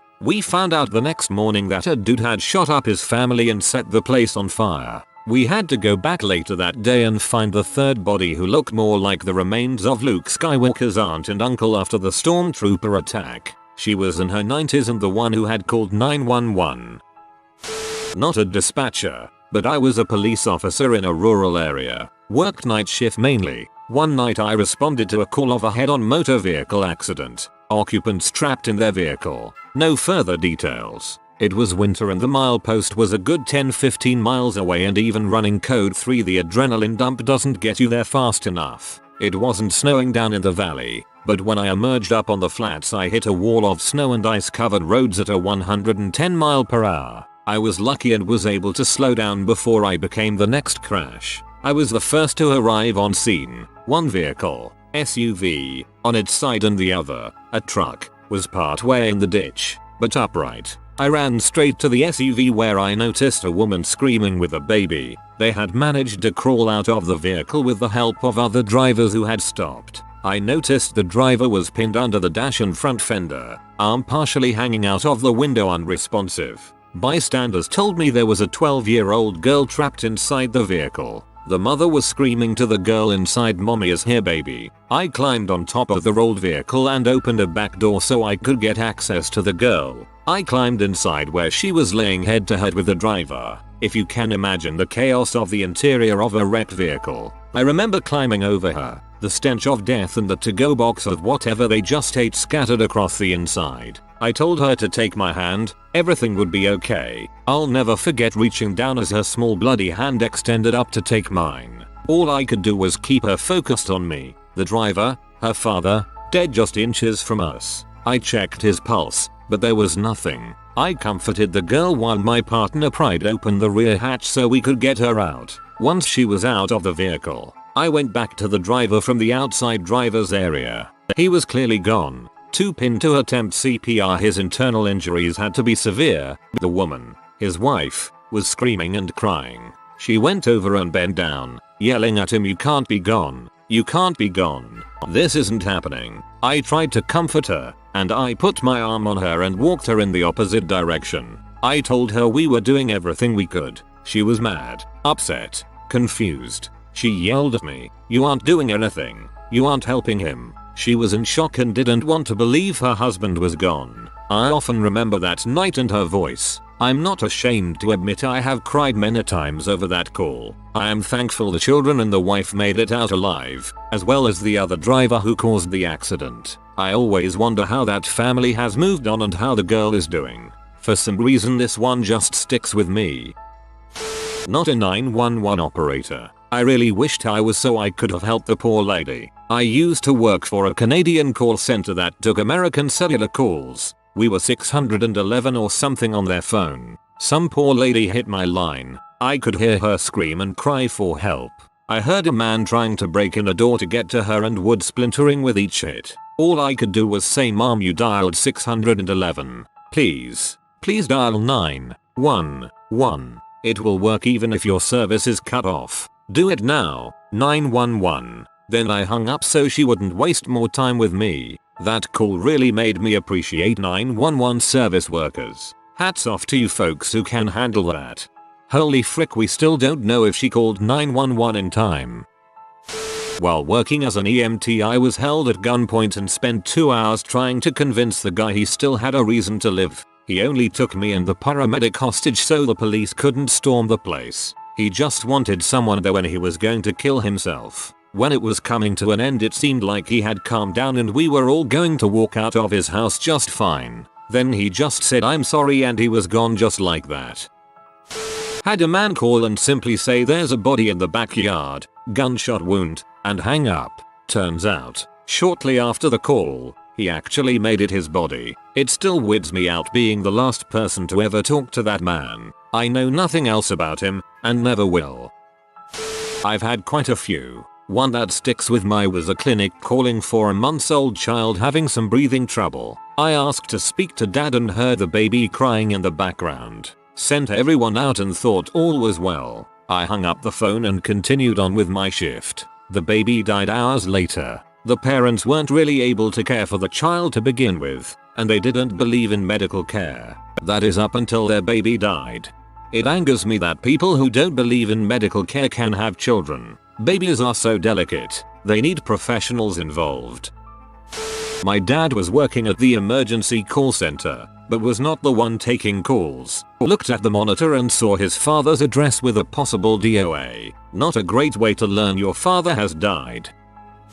I work in law enforcement, and part of a further education in my line of work I got to visit the comm central. During my visit I got to listen into what one of the operators were doing for a good hour. First 30 minutes were minor stuff like lost animals and a few people leaving information about possible crimes. Then a so-called priority 1 call came in. All I could hear from the caller's end was a woman screaming at the top of her lungs that she's gonna die, and loud crashing noises in the background. The operator tried to calm her down, but she was in such a state of distress that she wasn't listening to him. This went on for 5 minutes, and then the banging stopped and she calmed down. A minute passes, then you can hear a chainsaw rev up, and a giant crash before she screams out, and then lets out a loud gurgling noise. The call cut after that, so we had just the cops' radio communication to go by. They had arrived, the guy surrendered to them instantly, and then found the woman, with her throat cut so deeply from the chainsaw her neck was exposed. They had no chance of saving her. Holy freaking crap. A woman called in to say her house was on fire. She was trapped in the corner of her living room and couldn't get out. The stairway was filled with fire and smoke, and there was also fire coming in through her windows from the floor below. She was screaming for help. She died on the phone. I think 4 people died in the apartment building total.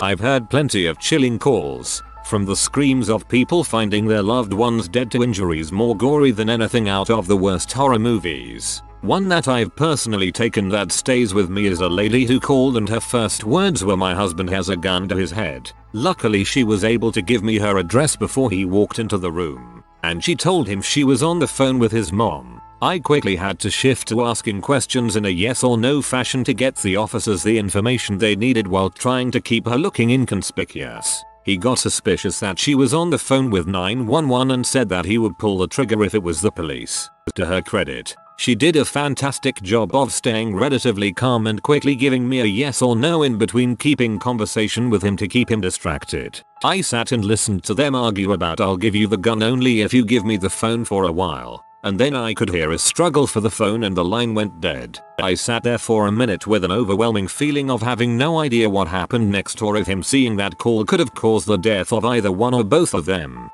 You did a great job. Very clever and adaptable.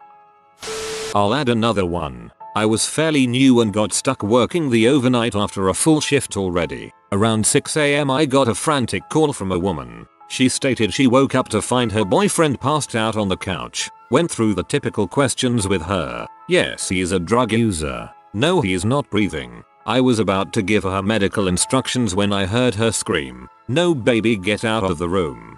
Get out, I asked who it was and she told me it was their 6-year-old daughter. Mum was in a state of shock before that, but the remainder of the call I spent listening to her wail while she waited for someone to help. I've had almost the exact same situation except in this case the small child died of illness and not an overdose. I'll never forget her mother's screams either. OMG, that poor mom. That poor baby. Poor you. My grandmother was a 911 operator in a small town in California back in the early 1980s. She was the only one on duty and received a call from her good friend's husband. He told my grandmother that he and his wife had fought, and that he had a gun to his head. She did her best to stall him and talk him down, but he unfortunately pulled the trigger before the police could get to him. She then heard her friend screaming as she found his body. 911 operators of Reddit, what was the most vague call you've ever received? No longer a dispatcher, but was for 15 years. I answered a 911 call from a cell phone that only indicated a sector direction the call was coming from and the tower that the call was bouncing off of. Basically no valid location information. Initially it sounded like a butt dial situation, but I stayed on the line a little longer trying to refresh the call for better location information. As I was listening, it sounds like a loud TV and some muffled noises in the background, so I stayed on longer than I would have. I was finally able to narrow the location down to about 3 football fields and searched in-house records for the phone number. At this point there was still no communication except in the background. Then I heard what was one single clear call for help. I couldn't tell if it was the TV or a person though. I already entered a vague call to check the area and kept updating officers with further info. Eventually we narrowed it down to one road that had one house surrounded by businesses, so officers went to the house. Found that there was a teenage boy and a little brother or sister that were held tied up by parents. I tried to search for the news report but can't recall enough details. Thankfully I didn't give up, won the call too soon, and the children were rescued. Thank you. Just because a person calls doesn't always mean they can talk. You are a hero. It's hard to say. We get vague calls all the time and people hardly answer when you call back. Mostly send the police, and that's it. Luckily sometimes people will say they shot him or something along those lines then hang up. My favorite type of caller. You don't need the address, just freaking send the cops already. But I work in bank security but receive alert line calls from bank staff, which is essentially the same as 911 operators would receive. I had a call at midnight and it was this guy who started off by saying, "Is this a secure line? I think they're listening." Yes sir. This line is secure. Okay, I just can't be too careful. Listen, I think they're onto me. Weird things are happening at work. I'll get weird pop-ups on my computer, on all of the computers. I don't know what to do. Okay sir, just take a breath and talk me through what's going on. Strange things. I don't know. I'm not sure. Too many coincidences, they don't make sense. I think my bosses are planning something, but I won't contact the police. Why won't you contact the police? I think they're involved, and they won't listen to me anyway. Something's happening but I don't know what it is yet. Then I heard in the background, "What the heck are you doing down here? Come back to bed. Give me the phone." He argued for a second and gave over the phone. "Hi, sorry about this, I'm Frank's wife. I don't know what he's been telling you but he's just very stressed at the moment. Don't worry about anything he's said. He told me he was going to get water and I found him downstairs calling you guys. I'll make sure he's okay. Thanks, bye." Okay. Take care of him. Bye. Was very surreal. Sounds like Frank was having a delusion. Some rambling followed by a clear "There's a bomb on the train" followed by a click. Middle of the night when it's supposed to be quiet. And I was only working there for about a month at that point. as a railway police dispatcher. Definitely got me from feeling groggy to fully panicked in half a second. Pulled out the emergency procedure guideline for bombs. Got started on all steps to start shutting down the entire division as a precaution and started pulling the call details. Told my one colleague about the call so he could take over the other inbound calls. Started to pick up the phone to call up other departments and the inbound phone rings again. My colleague, who was much older and experienced, told me hold up, let me take this call. A few seconds pass and he screams out, is this Jeremy? He waits a few seconds and slams the phone down. Hey, oh yeah, that's Jeremy. He's actually a frequent caller who's institutionalized. Sometimes he gets away and runs off to the nurse's station and calls us. Happens every now and then. Cross-reference the phone number and log the call under Jeremy. Not 911 but search and rescue radio in Alaska. Late one evening in a winter blizzard. I got the call, Coast Guard, we are going over, that's it. I never heard from the ship again. I did however find some other helpful souls and background info. After being in the water almost 6 hours in 34°F water, we picked them up. All 4 lived. One of my most intense nights ever.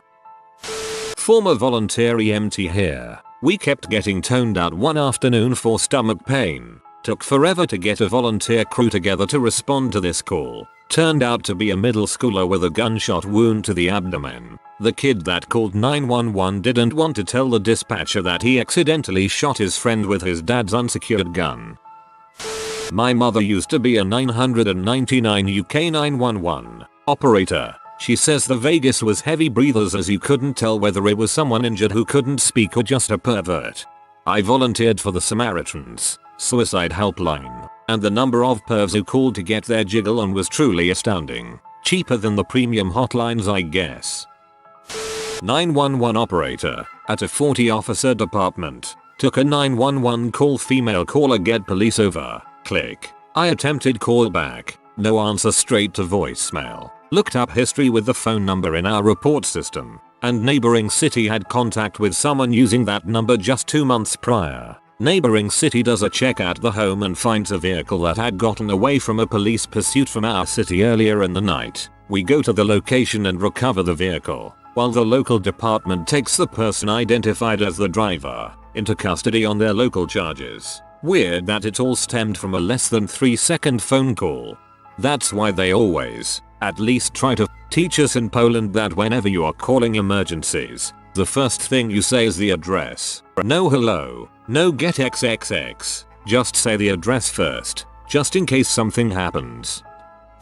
911 dispatcher in VA here. As far as vague goes, probably when a passerby called about a man sitting on a curb looking lonely. No description of the male and no legit location. Caller: I'm sitting at an intersection here in town and I saw this guy. Me: okay sir. Did the man appear to be in distress or suspicious in any way? Caller: no, I don't think so, but he seemed really lonely. Me: do you want me to send a unit to check his welfare? Caller: yes please. I mean, it may be nothing or he may be thinking about running into traffic and I think someone should talk to him. Me: do you remember where you saw him? Caller: no, one a curb near my family member's house. Me: okay, what's that address? Caller: gives address. Me: any idea where in relation to the house? Caller: no, all the streets here look the same. I'm from out of town. Me: do you have a description of the male? Is he WBH? What he is wearing? Caller: no, I didn't look at him really. I just drove by and looked lonely. Me: bash his head against console. All units be on the lookout for a male sitting. He may look lonely. My parents were once a vague call on my phone. I was driving them home from a wedding because they were way too inebriated to drive. At one point my BF texted me, so I handed my dad my phone to text him back. Somehow he managed to hit the emergency services button. Then yes. So they pick up, and I hear dad go hello, then he hangs up. So he gives the phone to my mom, and emergency services called back. I hear her say very loudly, hello? No, I'm fine. And I being what? Coerced? No. At this point I've pulled over and wrestled the phone from her, and then explained the situation. I felt so bad for the operator.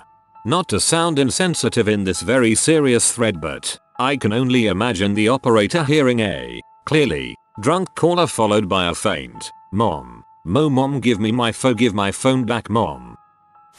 Got one where a lady reported that her neighbors were running an illegal taco stand. I have no idea what made it illegal. Neither did she. The officers went and cleared immediately. It was a party. They were giving away free tacos. Had a woman on the line who was locked in a bedroom after getting into a physical fight with her boyfriend but had no idea where she was, and she was incredibly difficult to understand. I asked her if she was in a home or apartment. She said apartment. I told her to look out the window and tell me what she saw. She said a red car and a blue car. Not much help there. So, I asked her how many stories the apartment complex had and she said 3.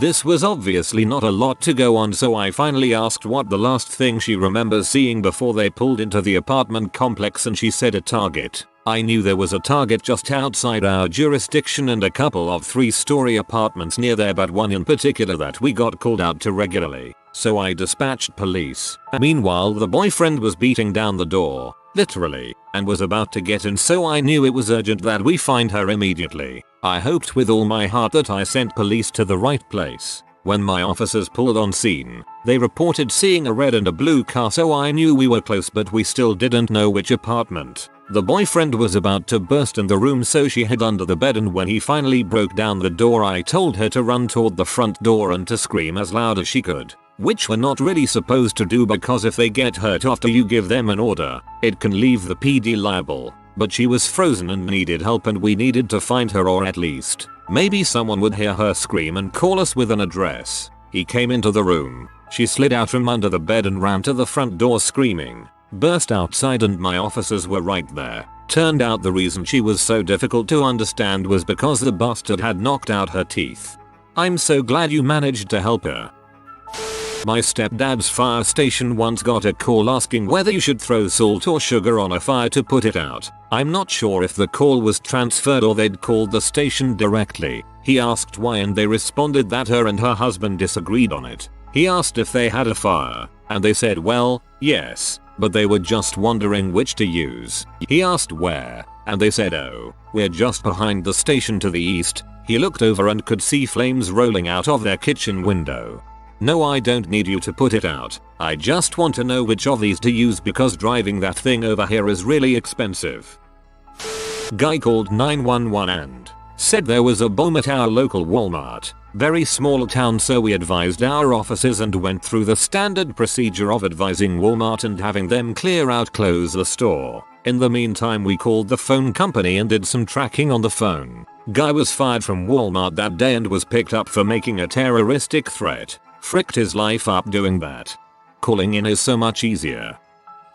We get a slimmed down transcript of the call taker's conversation on our computers when a call gets dispatched. A ton of them are just caller requests, ambulance to X location. No further information, which is fine because at least then they usually send a cop car along with us in case something sketchy is going on. Incorrect information is often way worse than no information, because if it incorrectly comes over as something benign, they send us alone and we can end up alone on a scene that we should have police assistance on. Last week I had a fall from standing height leg injury turn out to be a shooting with a huge crowd of sketchy people on scene. And not long before that we had an abdominal pain turn out to be a guy who got stabbed in the abdomen.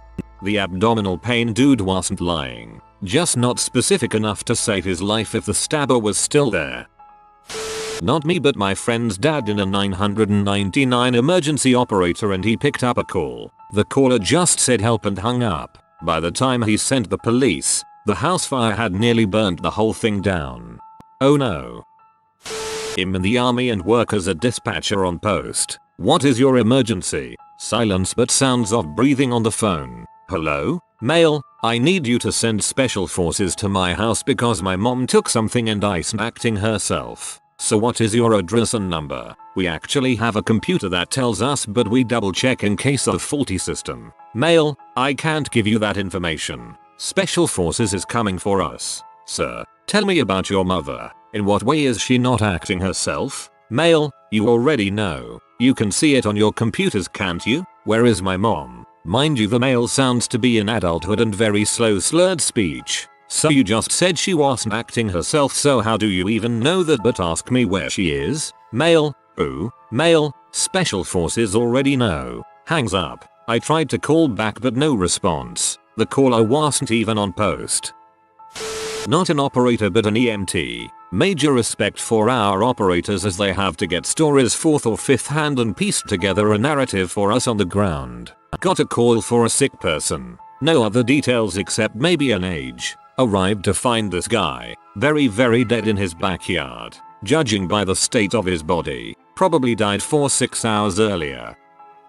When I was actually a 911 operator, we had a mentally ill guy call in about once or twice a month because he thought that his neighbors were putting poison gas through his vents. However, when he would call, he would say, "They're doing it again," and then hang up. The first time I received the call, I had no clue what was happening, but since it was a fairly common occurrence, the officers knew what was up. A guy that lives in a very rural part of the county called once and said the KKK was going to kill him and then hung up. It's very sad because when the sheriff's deputy got out there was a cross burning on his lawn. As a former operator, I can say the more details you give, the better the agency can help you, in a general sense. However, I do know that people are not always in a spot to give those details. I've made a vague phone call before. Once, I was going into shock from a bee sting. I didn't know I was allergic until that moment. I attempted to call 911, and all I could manage was a hello. The operator asked me several pertinent questions but I couldn't remember my name or where I was, so after a few seconds of the operator asking if I was okay, I just hung up because I didn't know what to say. They called back and I went through the same process. I was scared because I knew I was in danger but my brain didn't know how to communicate that. Luckily, the person whose house I was at gave me some Benadryl and made the call for me. She saved my life. Not 911 operator but firefighter. Got sent out to a major car accident. However, the info the caller gave was that it was on the highway anywhere between our town and a town 15 kilometers away. We had 3 brigades respond and each searched a third of the highway with no accidents to be seen. Dispatch called the original caller back but they said they couldn't provide more info as they are out of the area now.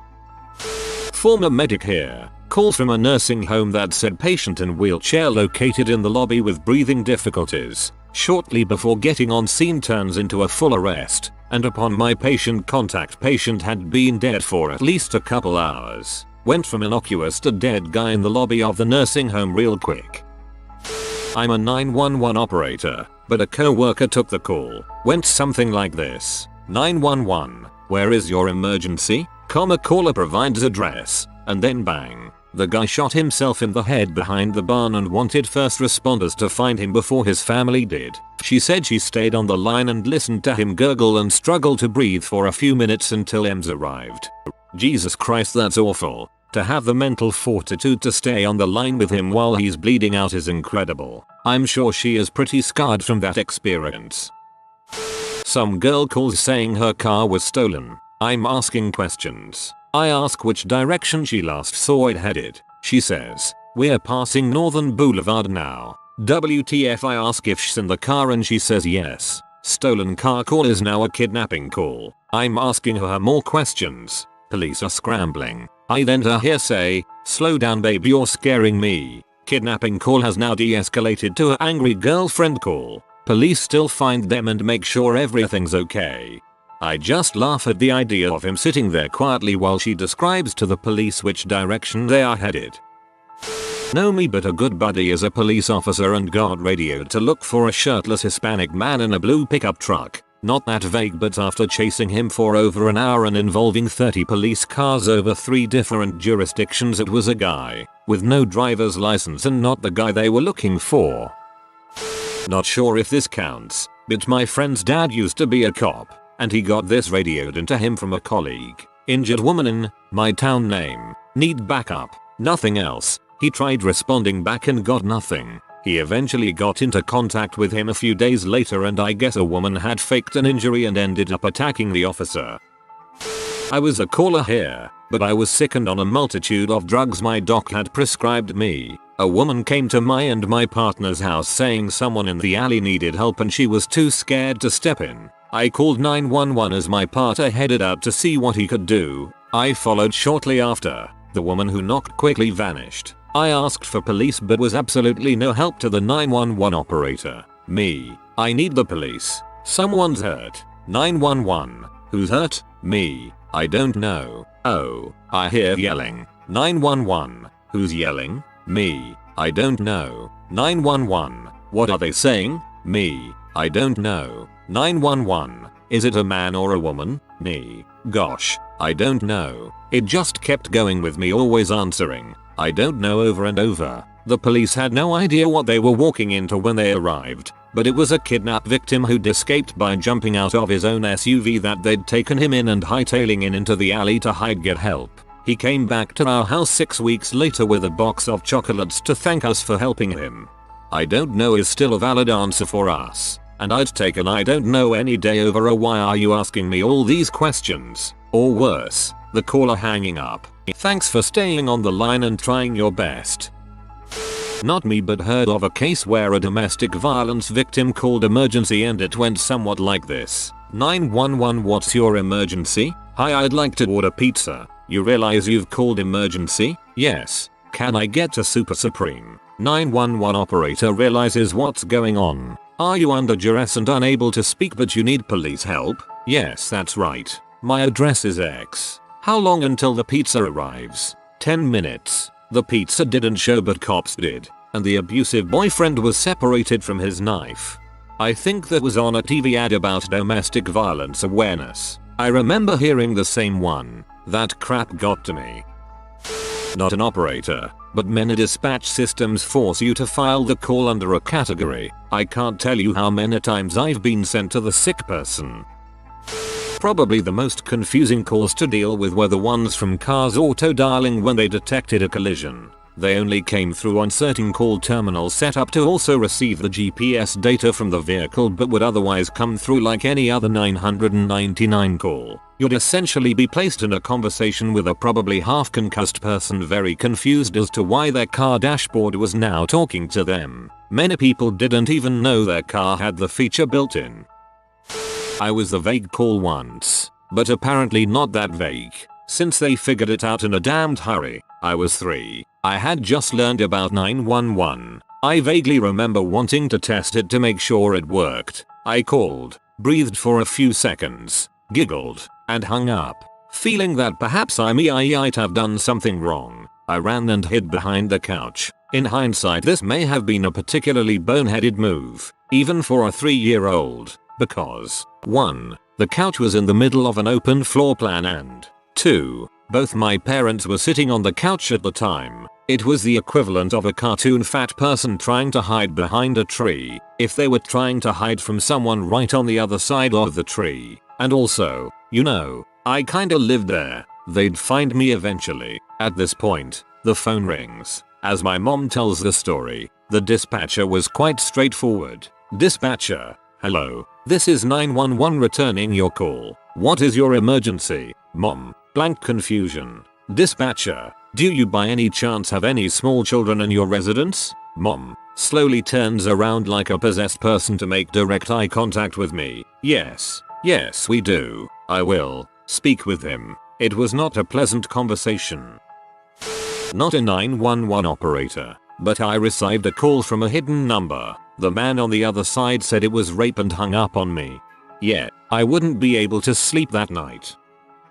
Me, a 911 dispatcher. What's your location? Caller, says name of town. Me, okay but where are you? C, my room. M, alright but where is that? C, my house.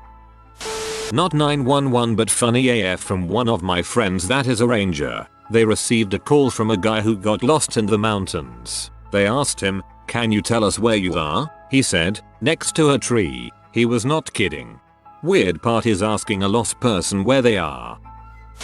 Half of them qualify as too vague to be useful to anyone. People will start talking while the phone is still ringing and I'll answer in the middle of a story. When you ask people what address they're at, you can get things like the name of the city, the corner store, sewer city of any other random generic name they decide for that part of the city, and my favorite my home and at my friend so and so's house, like that helps at all. Other fun ones include calling cause they were assaulted by a roommate lover relative, and all they'll do is yell to hurry up, without ever telling you where the frick they are, or their apartment number if you do manage to figure it out, and they don't know the last name of this person. Just some vague crap like Henry. They also can't give you any details of what color or type of clothing this person has on. And if you ask if they're white, black, Hispanic, they'll say yeah. It's not a yes or no question. Then you have the I'm on the interstate, and they can't tell you which direction they're going and give you locations that are physically impossible, like eastbound on I-95. And it's somewhere between these 2-mile markers that are 20 miles apart. For a reckless driver they saw 10-20 freaking minutes ago. It's red, dunno if it's a truck, SUV or sedan, didn't look at the license plate, but it's super important we stop them. Oh, and they pointed a gun at the caller. I was once written up for a call about prostitution. Predominantly black neighborhood at a corner store. She's a H. That's it. Wouldn't give me any physical description at all, and got P when I asked how he knew. I asked what she was doing exactly to make him think that. He hangs up and calls the chief's office before the call is even cleared. Yep, I had to send a cop out to essentially harass all the black women outside the store, minding their own business. I'm called to the office and written up for doing my job. Most people assume you know every building ever erected or demolished. No, I don't know where the old Kmart is. Just tell me you're at the freaking Best Buy. It's been Best Buy for over 9 freaking years. Today's winner was a 911 call and she's very mellow and half paying attention to the phone even though she called me. Caller.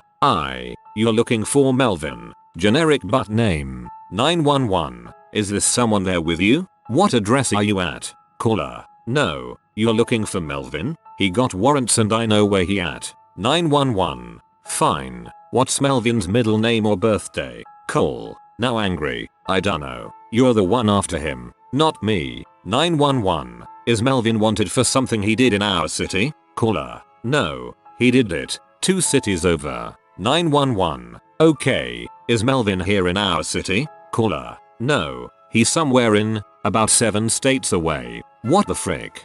I-95, like most odd-numbered highways, runs north-south, not east-west. I had a person with a heavy Hispanic accent call from a 911 phone saying they were lost in the forest and very cold. They said they had been using the city lights to find their way but the snow was blocking it out and they were scared. Then they disconnected.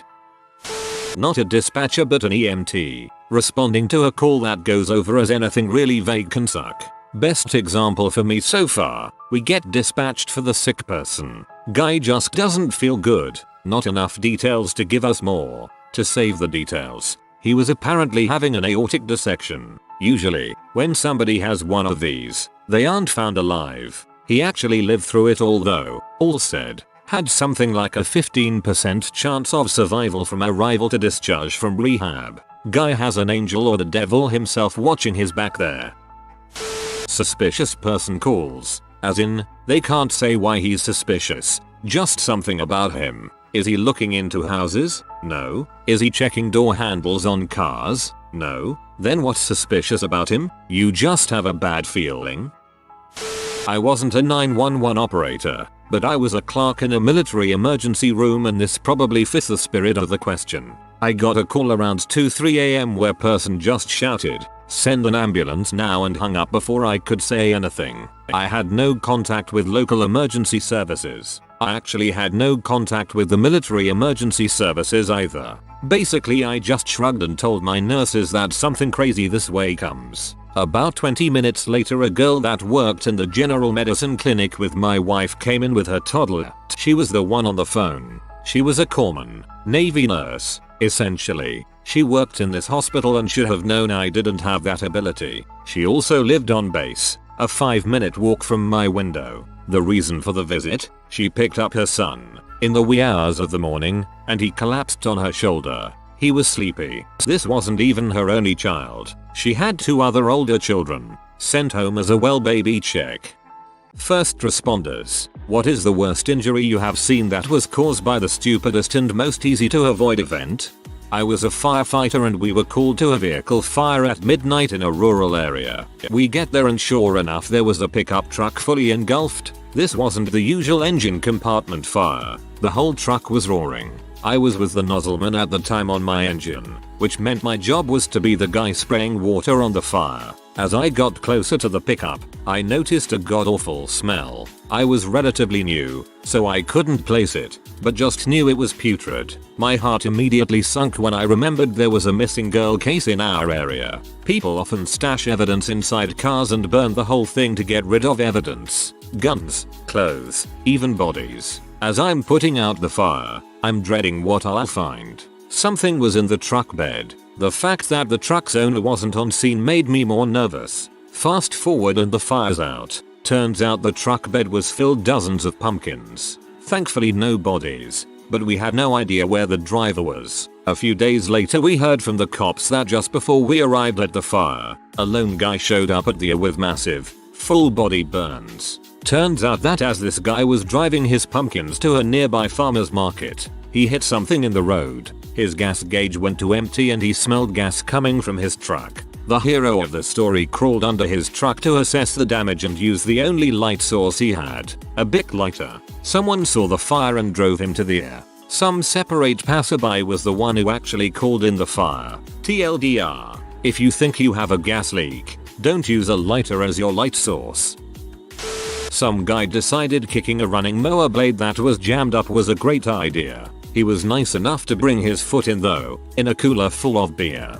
My boss's husband was mowing the lawn when the blades got jammed. Decided to unclog it with his bare hand. Lost the tips of all of his fingers. Can't decide, so I'll take 2. Worst injuries. Bikers who thought going 300 km per hour on a German autobahn is a good idea because it's legal. Stupidest. A guy who climbed a fence to sneak into an open air concert. His engagement ring got caught on the top of the chain link fence when he jumped down, which degloved his finger and part of his hand. It was past 10 PM, so the gates were open and the entrance was free. An 8-year-old who got his legs chopped off by an industrial-sized lawnmower. His parents wanted him to help out around the neighborhood. He hit a curb and tilted himself out of the driver's seat and promptly got run over. Probably shouldn't give an 8-year-old a 2-sided lawnmower. Shouldn't let an 8-year-old use a lawnmower in general. I work in a hospital. There's a lot of stupid crap I have seen. Climbing things and falling off them in a big one. Skateboarding without helmets. I know helmets look embarrassing when skateboarding, but a guy came off his board and was in an induced coma for a week after cracking his head open FFS. My mom nearly died because she wasn't wearing a helmet while biking. Seeing my dad on his hands and knees screaming desperately into my mom's ears trying to wake her up was the best helmet SAR that 5-year-old me ever got. There was an SUV full of teenagers driving down the highway in busy traffic. They are driving pretty aggressively. They try to pass a truck but the truck is towing a trailer and can't slow down quickly enough to let them pass before oncoming traffic gets close. So they slow down and try to make a second pass. The 15-year-old in the backseat decides to pull his pants down and hang his butt out and moon the other car. Once they passed, they overcorrected and rolled. The kid doing the mooning was ejected and left half his brains and his left arm in a 75-foot line down the middle of the highway. 75-foot line down the middle of the highway. I didn't invent the phrase meet crayon for road accidents, but this was the first in this thread that reminded me of it. It's grim as frick. I'm a paramedic. Saw a woman very messed up due to the lack of wearing a helmet on a job site. A big metal beam fell on her head and then landed on her legs, below the knee. Ended up having one leg with a completely broken set of bones beneath the knee. Tipford for those keen to the lingo. She was super disoriented and had memory problems while I was taking care of her. Would forget everything every 5-ish minutes, and would want to take the splinting off her leg when that happened. Pretty crazy. This submission in a nutshell. Wear your freaking helmets, people. I met a guy while I was in the hospital that was getting out after suffering a stab wound to his leg. I asked him what happened and he told me that his friend stabbed him with a carving knife. I asked him why he would do something like that, and he replied, "We were both drunk and decided to see if I could feel it." At least he had a sense of humor about it. A guy I used to know had a similar story about a house party where somebody got shanked just for the heck of it. I'm pretty sure it was also in his leg, though it's possible I've made up that detail. It wasn't a kitchen knife though, it was some kind of personal defense knife. Not sure if it was folding or fixed blade or what. Anyway, moral of the story is, drunk people are morons.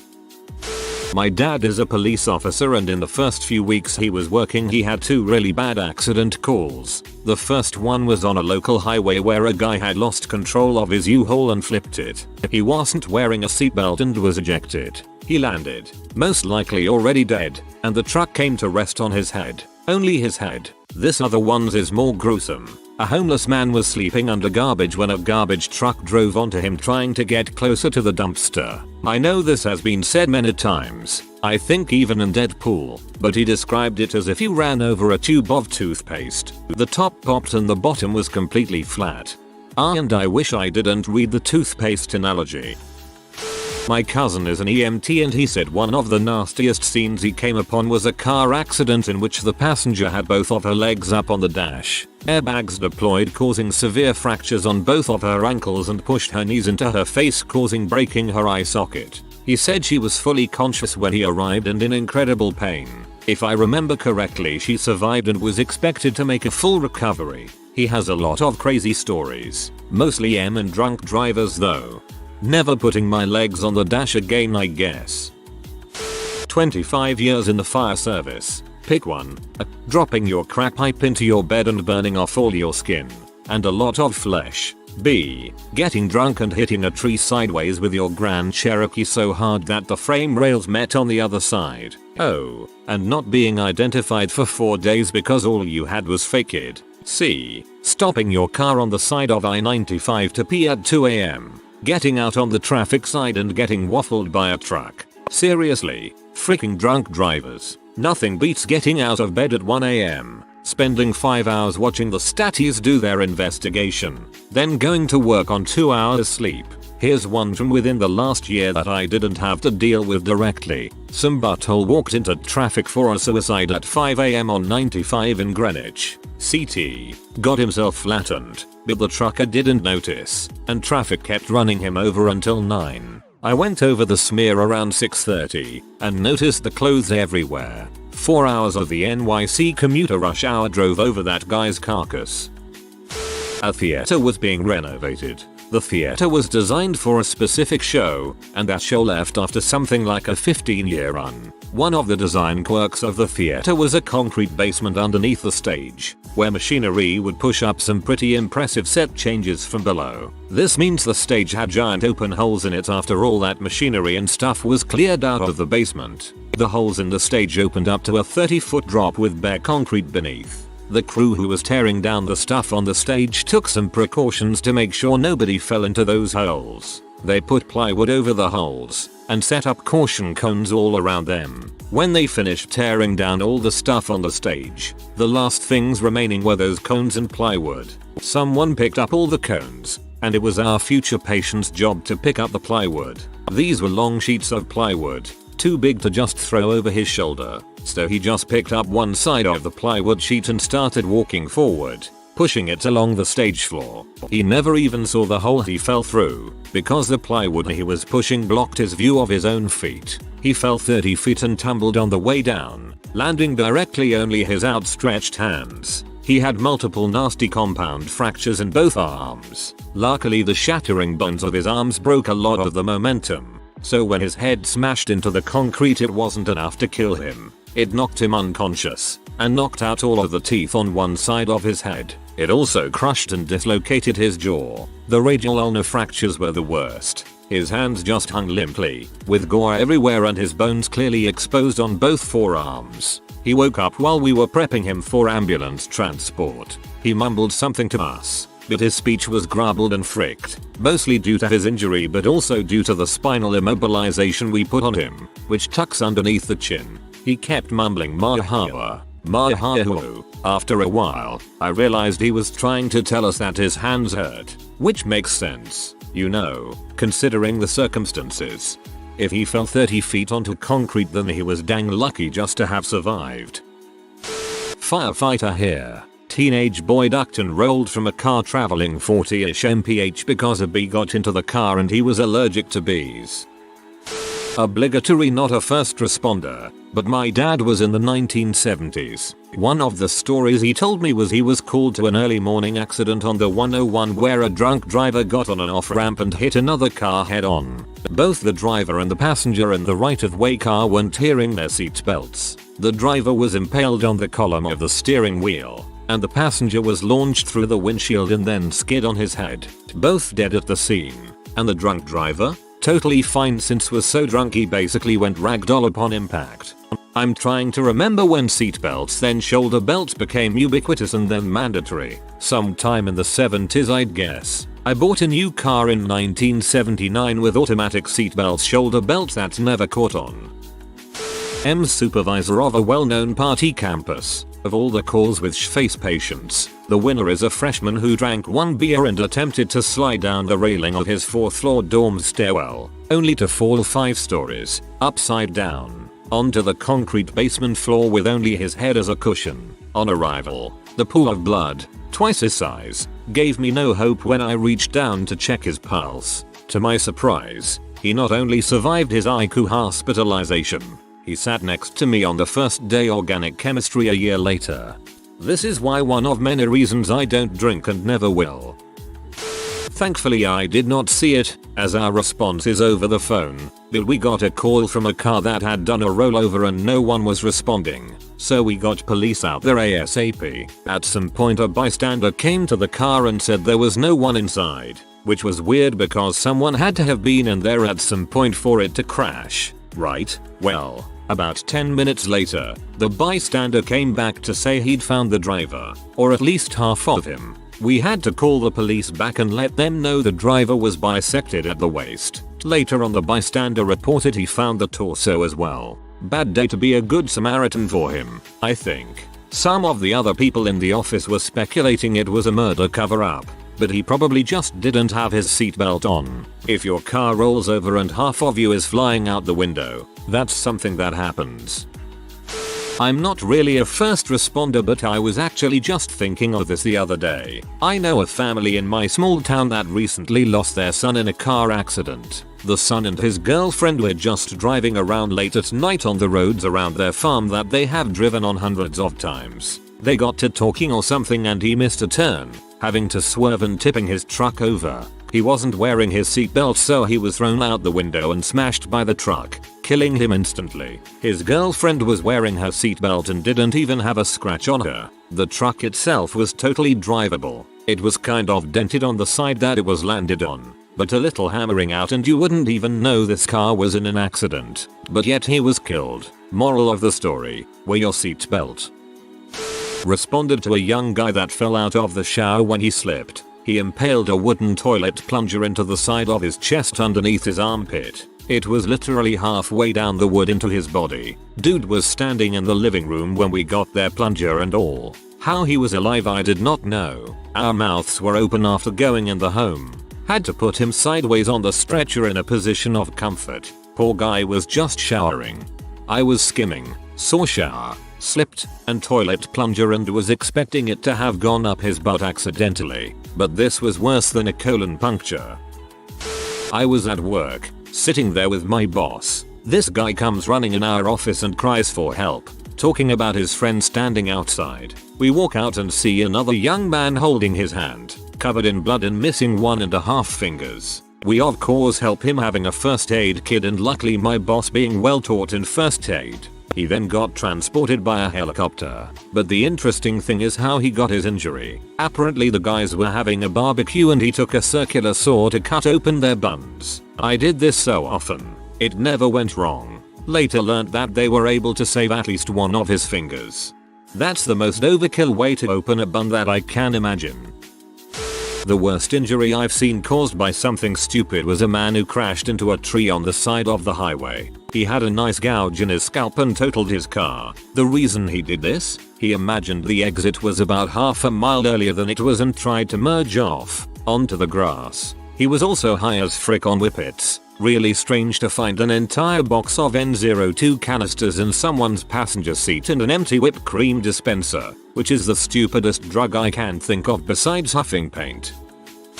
Gunshot wound to the head of a child under 10. His parents left a .40 caliber Glock on a coffee table, the brand being notable only because they lack the typical safety switch. He did not make it and both parents were arrested. I've seen a lot of gory crap online in my time, and some example in real life, but that is the worst. And all because these morons left a loaded, chambered gun with no safety at any level. Absolute stupidity without even considering the father of the child was a convicted felon. I have the sudden urge to go to my kid's school, track him down, and give him a hug. And since the kid's dad is eventually going to inherit some guns, him and I need to have a serious chat about gun safety. Those guns will be in a safe and loaded. Safety's on.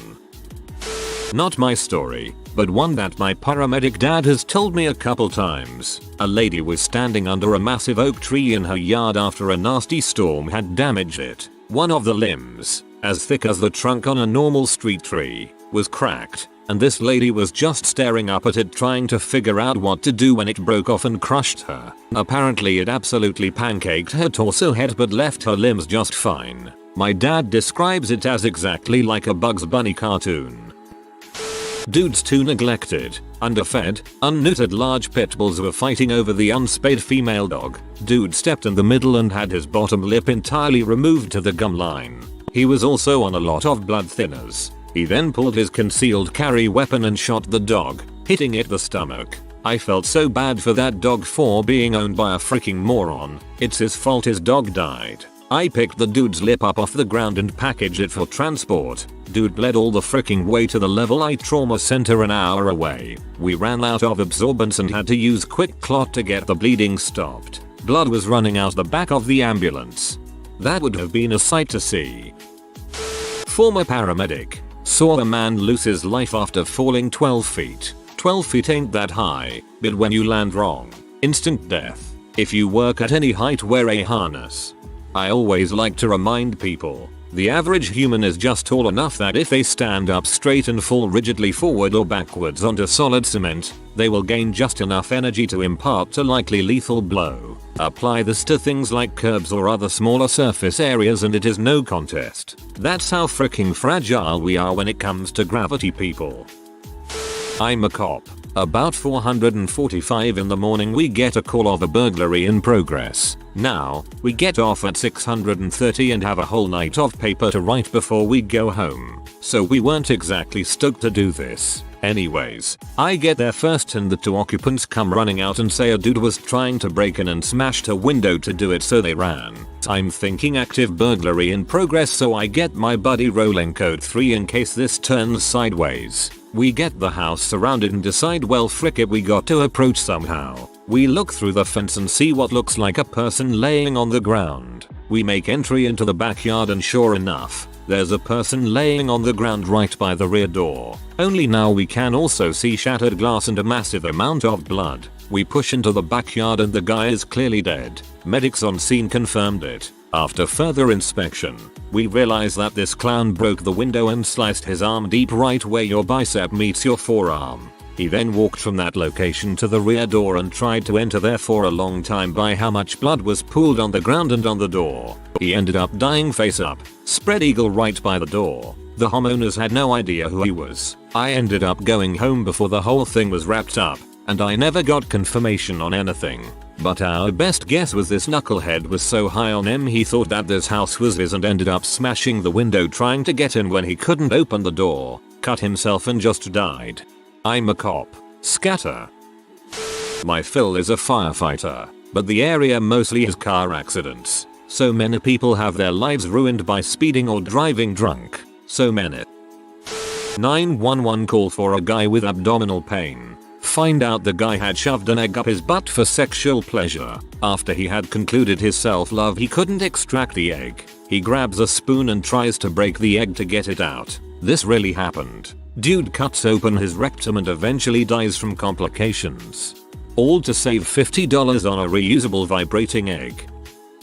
My mother was a police explorer in the 80s. She later went on to being a 911 dispatcher. She had to do a ride along as part of police explorers or dispatch training. Can't remember. The town she lived in has lots of gravel roads. On a blistering and muggy Iowa summer, the ambulance gets called to a motorcycle crash. They were speeding down the gravel and he was wearing shorts, sandals and no helmet. He was literally pasted across the gravel which acted like sandpaper. His head split open and his brains were scattered like a Gallagher show, and the smell is something my mom says she can still smell when she tells the story. Gently cooking brains in gravel mixed with the road dust and raw meat smell. Didn't help it was super humid too. The girl riding with him lost 80% of her skin and broke basically everything.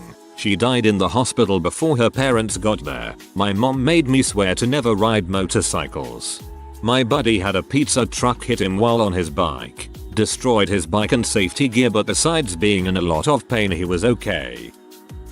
I've got one about a drunk driver, which is incredibly stupid to me, but this dude was pretty bad off. He was driving on a major road through my hometown and I happened to be walking to a Taco Bell around 9 PM. So I kinda saw how it happened, with a man in a large pickup truck going about 120 on this road, and slamming into the back of a stopped SUV, who then in turn went spiraling from the force into someone driving on the opposite side of the road. The truck didn't stop, but somehow managed to 180 and go the opposite direction, but drove this time into a ditch and crashed into a telephone pole. I didn't really know which one to go for first, so I chose the truck. When I ran over and opened the driver's side door, the guy was barely conscious, and blood was everywhere. The airbag didn't deploy. When I got him to speak to me I noticed he had no teeth left, as they were all over the ground or smashed. I ended up pulling him out of the car, and setting him upright, using his phone to call the police and then his wife per his request.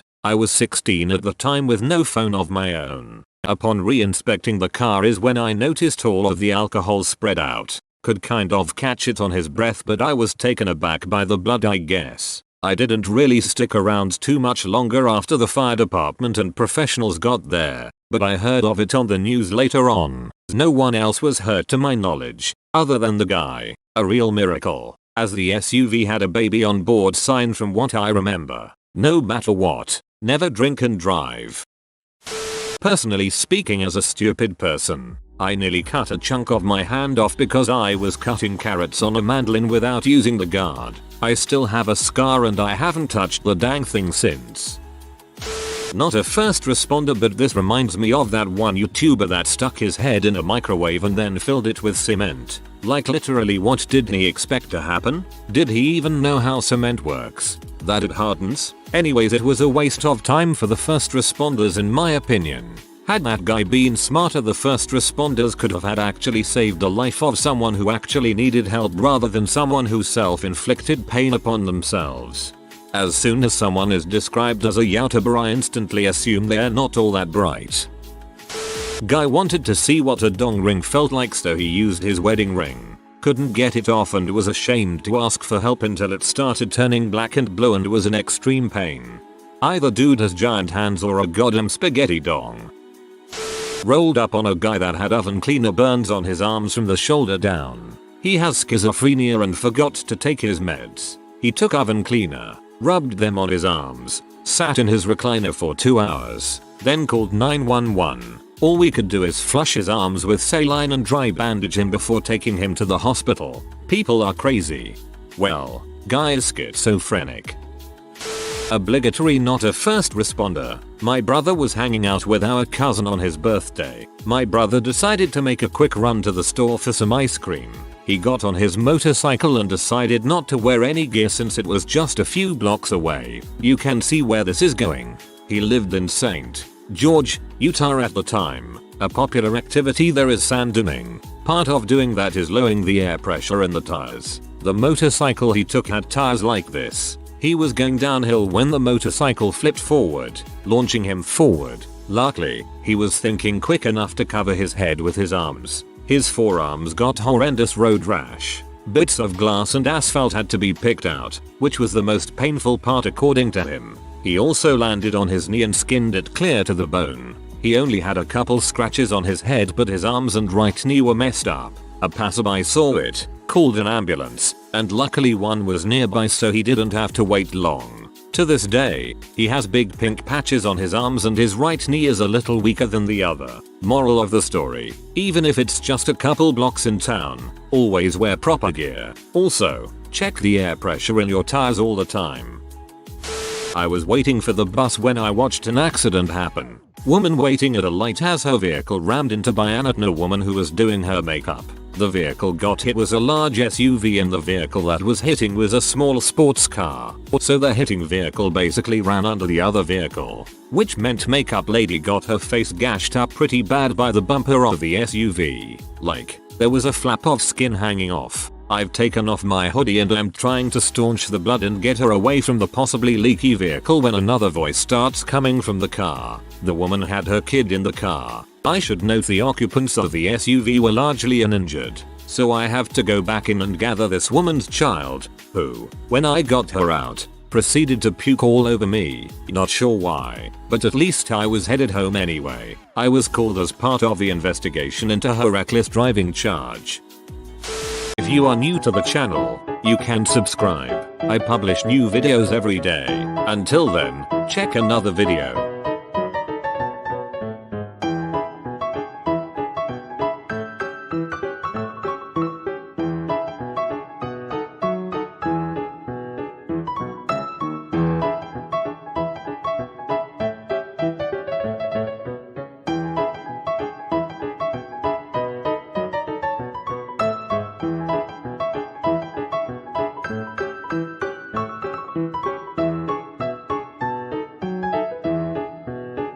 Bye for now.